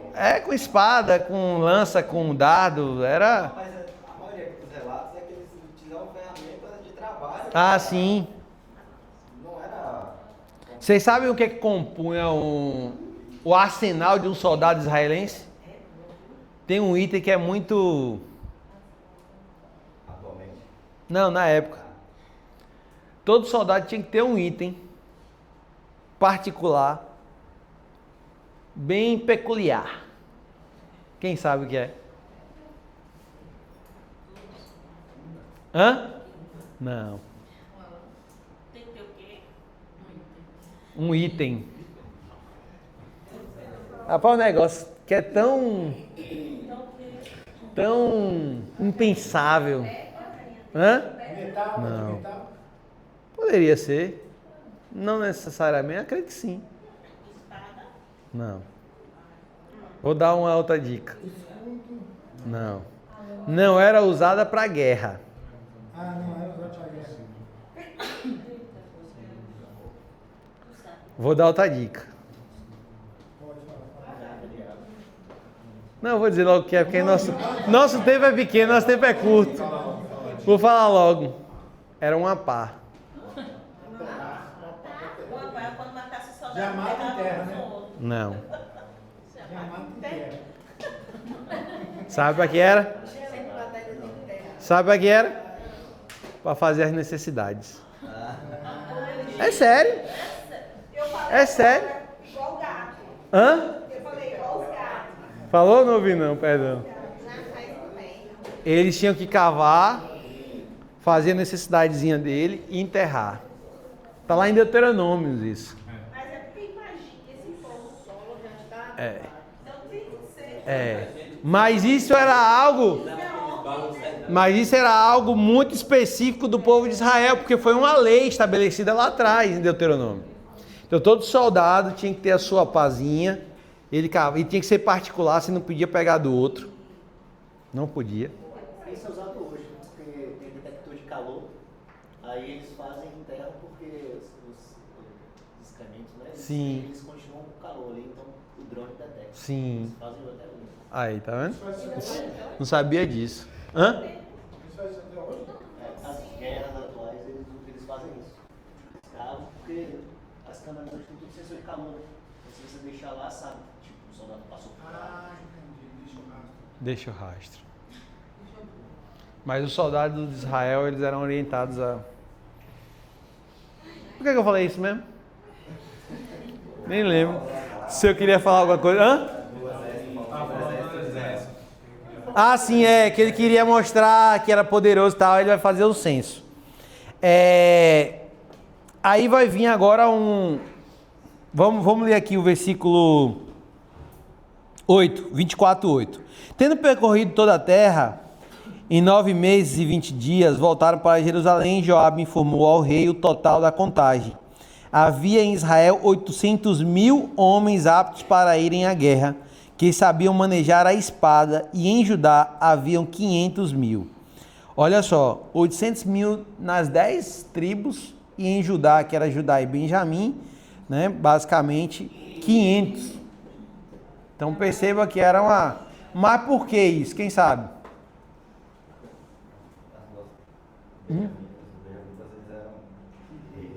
Não. Não vou dar tempo da gente ficar demorando, vou falar logo. Porque havia acontecido recentemente a guerra onde o povo de Judá estava lutando por Davi e eles venceram os israelitas e morreram muita gente no bosque. Lembra que nós lemos isso? Sim. Muitos soldados de Israel morreram. Exatamente. Tá? Então, depois que Davi fez o censo, sua consciência começou a incomodá-lo. Ele disse ao Senhor: pequei grandemente ao fazer essa contagem. Perdoe o meu pecado ao Senhor, pois cometi uma insensatez. Foi Deus que falou com ele que ele tinha errado? Não. Mas provavelmente ele devia se vangloriar. Nós temos 1.300 soldados. 1.300 não, 1.300.000. Nós somos poderosos. E de novo, o poder do exército de Israel nunca esteve na quantidade de soldados. Sempre esteve nas mãos do Senhor. Então Davi, ele se incomoda, ele percebe que ele cometeu um erro. Aí no versículo 11 diz assim: na manhã seguinte, a palavra do Senhor veio ao profeta Gade, vidente de Davi.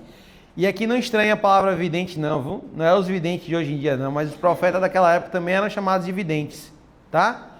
Mas não tem essa proposta de vidente como nós compreendemos hoje não.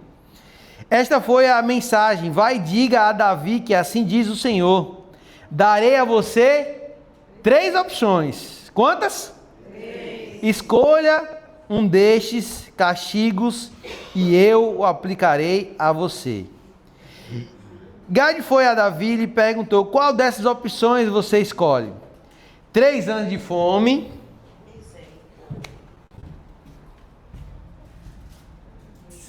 Lê aí, o que mais? 3 meses fugindo dos inimigos. Como? 3 meses fugindo. Meu tem 7 anos de fome. 7 anos de fome. Peraí, que 7...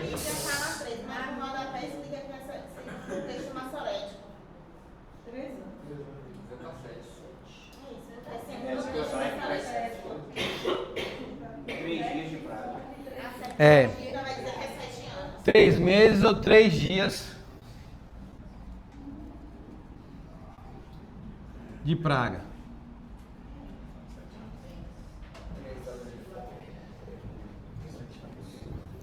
Vamos lá. 3 anos de fome, ele já sabia o que era? Sim ou não? 3 meses como fugitivo.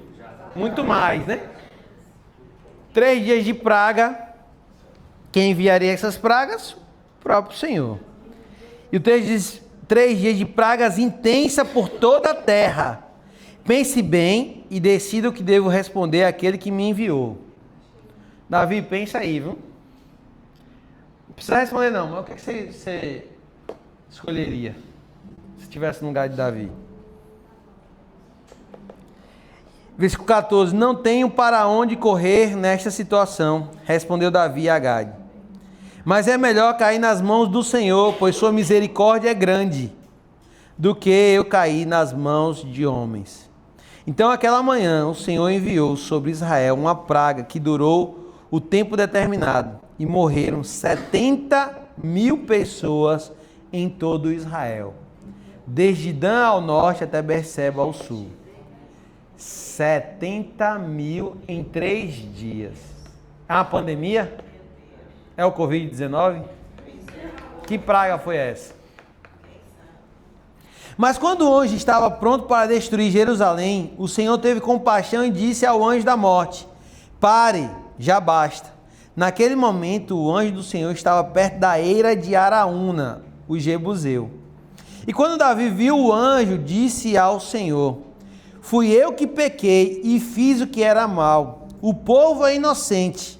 O que fizeram? Que tua ira caia sobre mim e minha família. Olha que tremendo isso aqui. Davi, ele reconhece que o mal dele tem que recair sobre ele.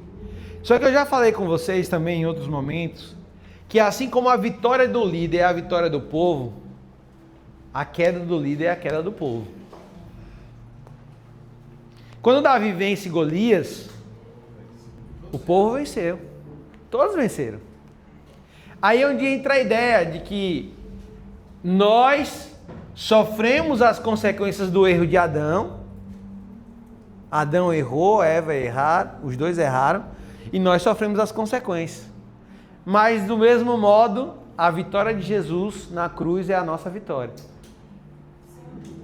O povo não dá um glória a Deus, não dá um... Não rodopia, não chora, não arrepia, o povo frio, retado. A vitória de um é a vitória de todos.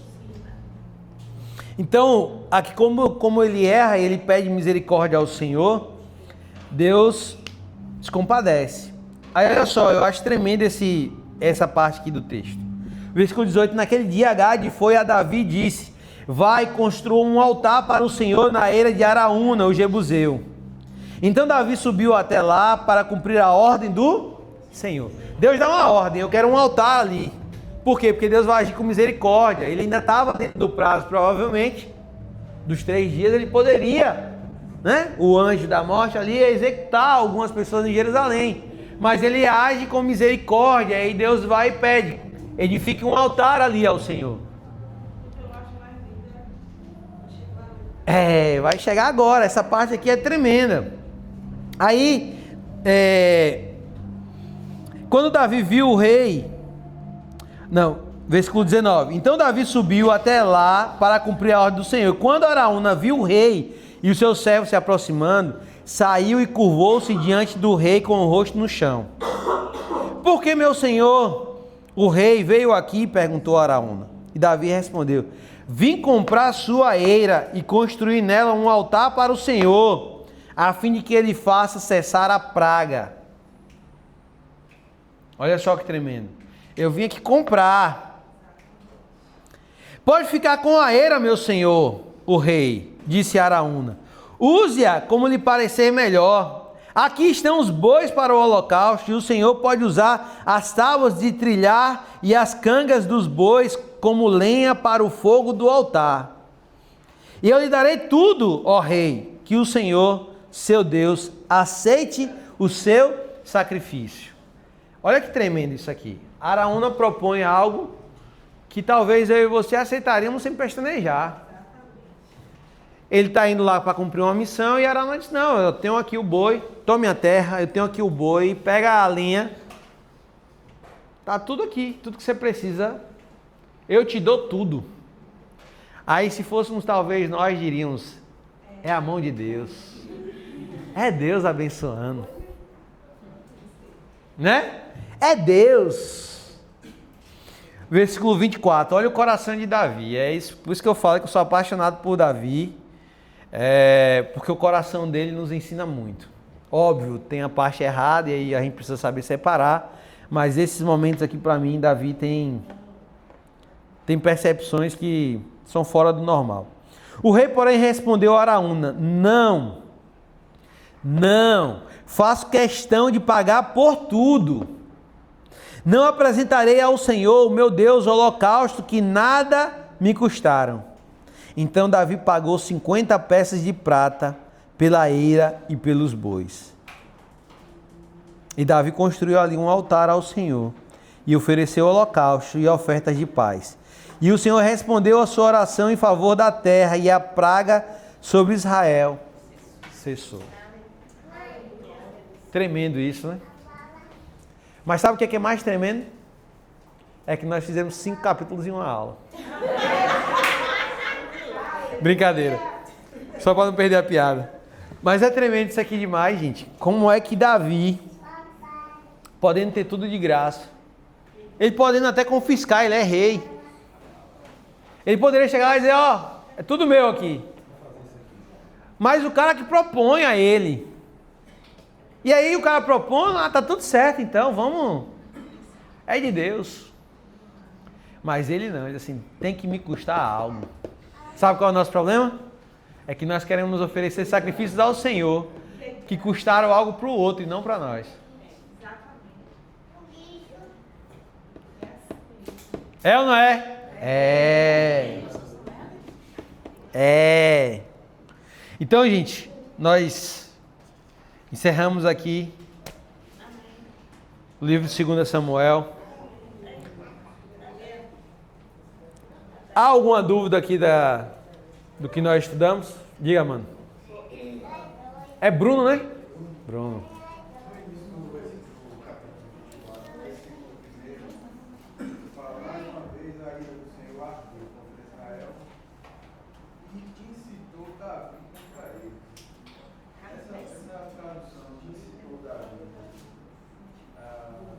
Seria algo como se Deus provocasse Davi, e Davi foi, porque a gente viu aí, você explicou bem, o pecado de Davi, Davi, tipo, se orgulhou ou Isso. confiou ali, terminou confiando na capacidade do rei de poder militar. Mas aqui tem uma intervenção direta de Deus pelo filho. Sim, sim. Para mim aqui o que acontece? O problema não foi... Não. A ideia aqui para mim não é a questão do senso em si. É o que o senso causa no coração de Davi. Entende? E aí você perceba que quando ele diz aqui, no versículo 10, que a sua consciência começou a incomodá-lo. Porque o problema não é o que Deus mandou fazer. O problema é o que nós fazemos com o que Deus mandou fazer. É como está nosso coração.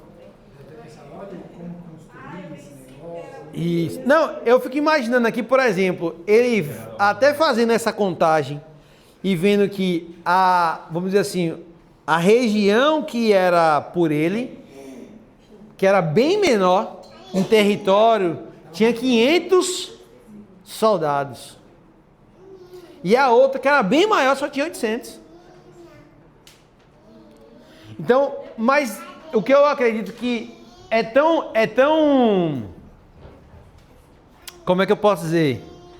É tão claro essa questão do julgamento de Deus, e aqui é por quem Davi é, pelo coração dele. Pode deixar, viu? Por mim eu estou acostumado. Eu estudo com os meninos gritando, pulando. Estou acostumado, pode deixar. Tem gente que... a gente está acostumado em casa.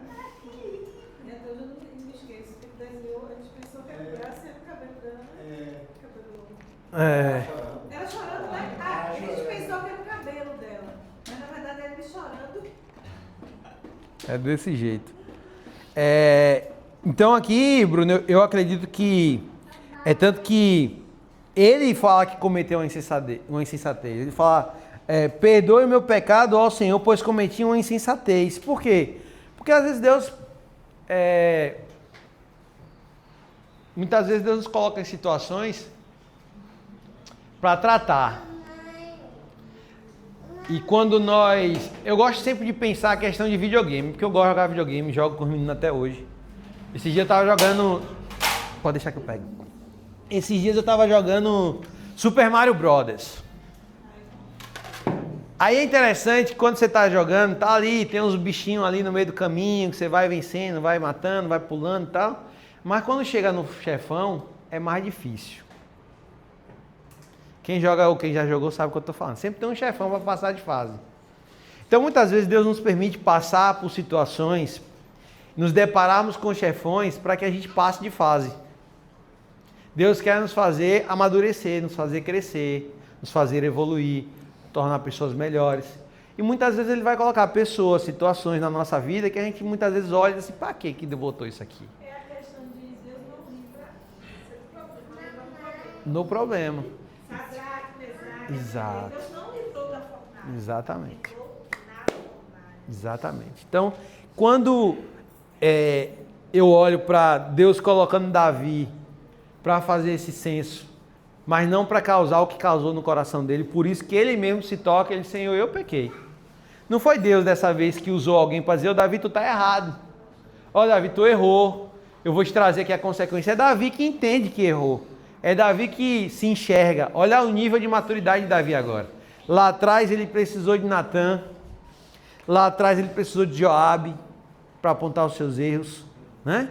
Ele precisou de várias pessoas, mas ele chegou numa fase da vida dele de maturidade, onde a consciência dele o acusou e ele conseguiu se perceber.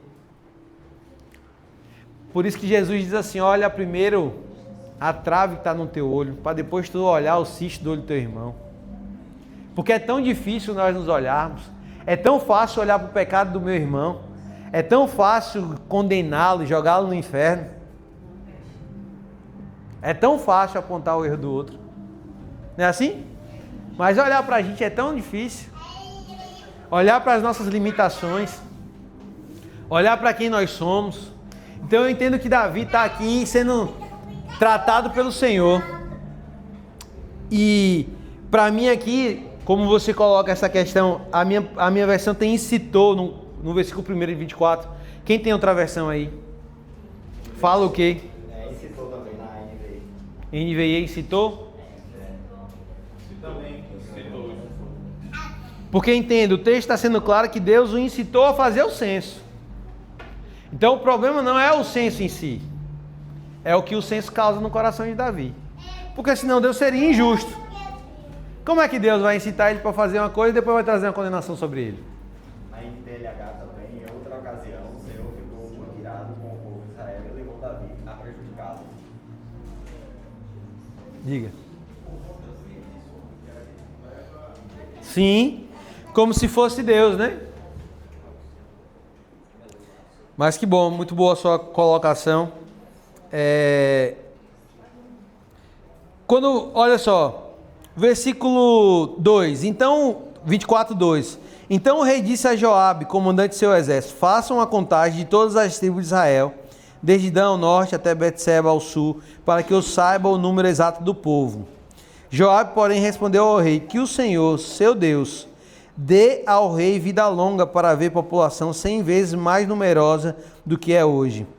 Mas, porque meu senhor, o rei, deseja fazer essa contagem? Apesar da objeção de Joabe, o rei insistiu que fizesse o censo. Então Joabe e os comandantes do exército saíram para contar o povo de Israel.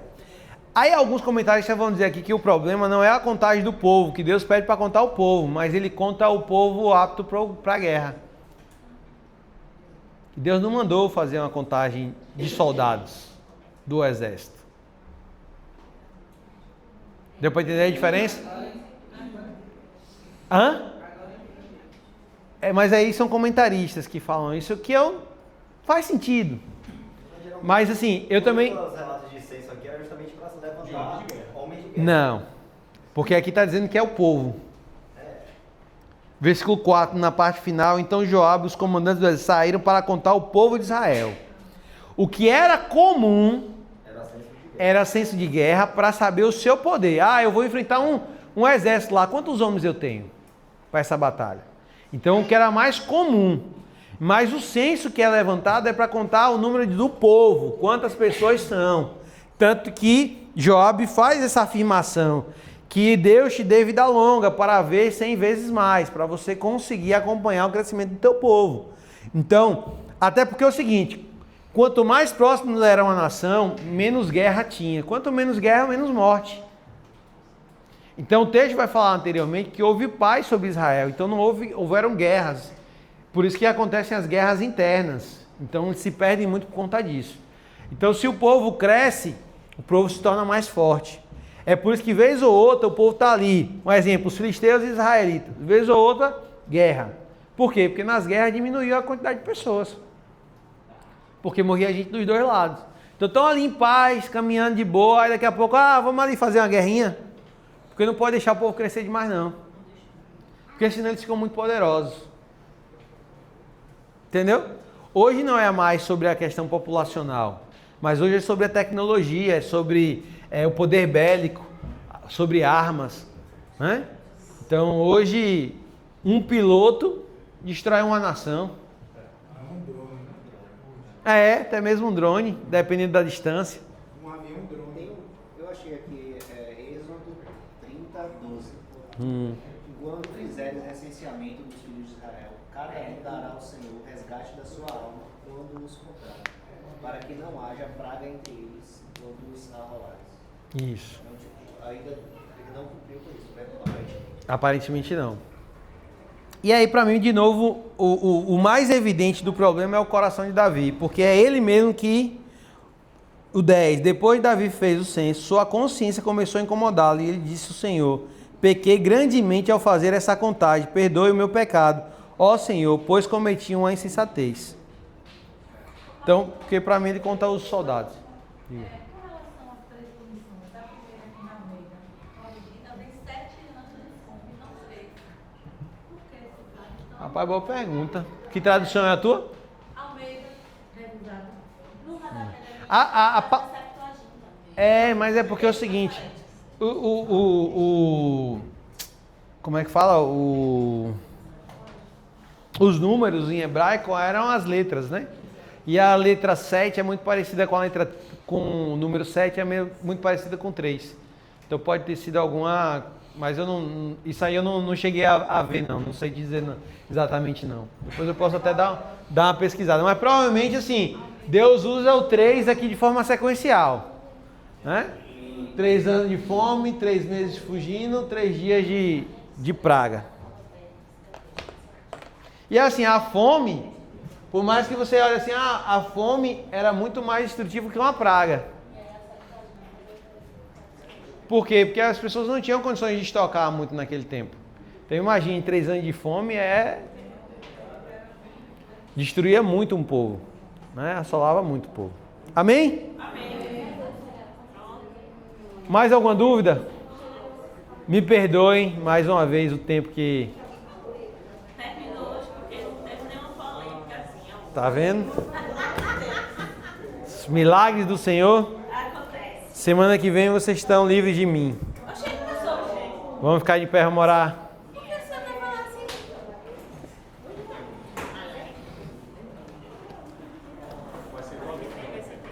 Reis? Hã? Provavelmente vai ser a nossa pastora A queridinha. Tamires.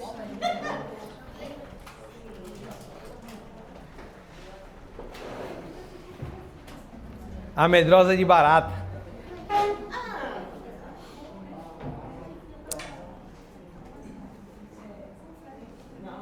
Queria pedir a alguém que ore aí, por favor. Encerramos mais um ciclo, né?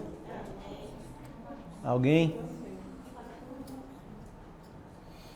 Graças te damos, Senhor, pela oportunidade de estarmos aqui estudando a tua palavra. Amém, Jesus. Pai, em comunhão, em família. Te agradecemos, Senhor. Somos eternamente gratos pela tua gratidão, pela tua morte de cruz, Pai, sobre nossas vidas, pelas referências que entendemos e escutamos aqui, Pai. Amém. Te pedimos que o Senhor nos dê um bom domingo de família. Te agradecemos pela vida do pastor Samuel e sua Amém. família. Que o Senhor tenha usado, Pai, para o nosso aprendizado, Senhor. Amém. Te pedimos, Pai, que o Senhor continue abençoando ele e a sua família. Amém, Pai. Dá um domingo de paz, nos leve para nossa casa em paz. Cuida de nós e nossos familiares. Amém. Glória ao Senhor. Vão em paz. Não peques mais.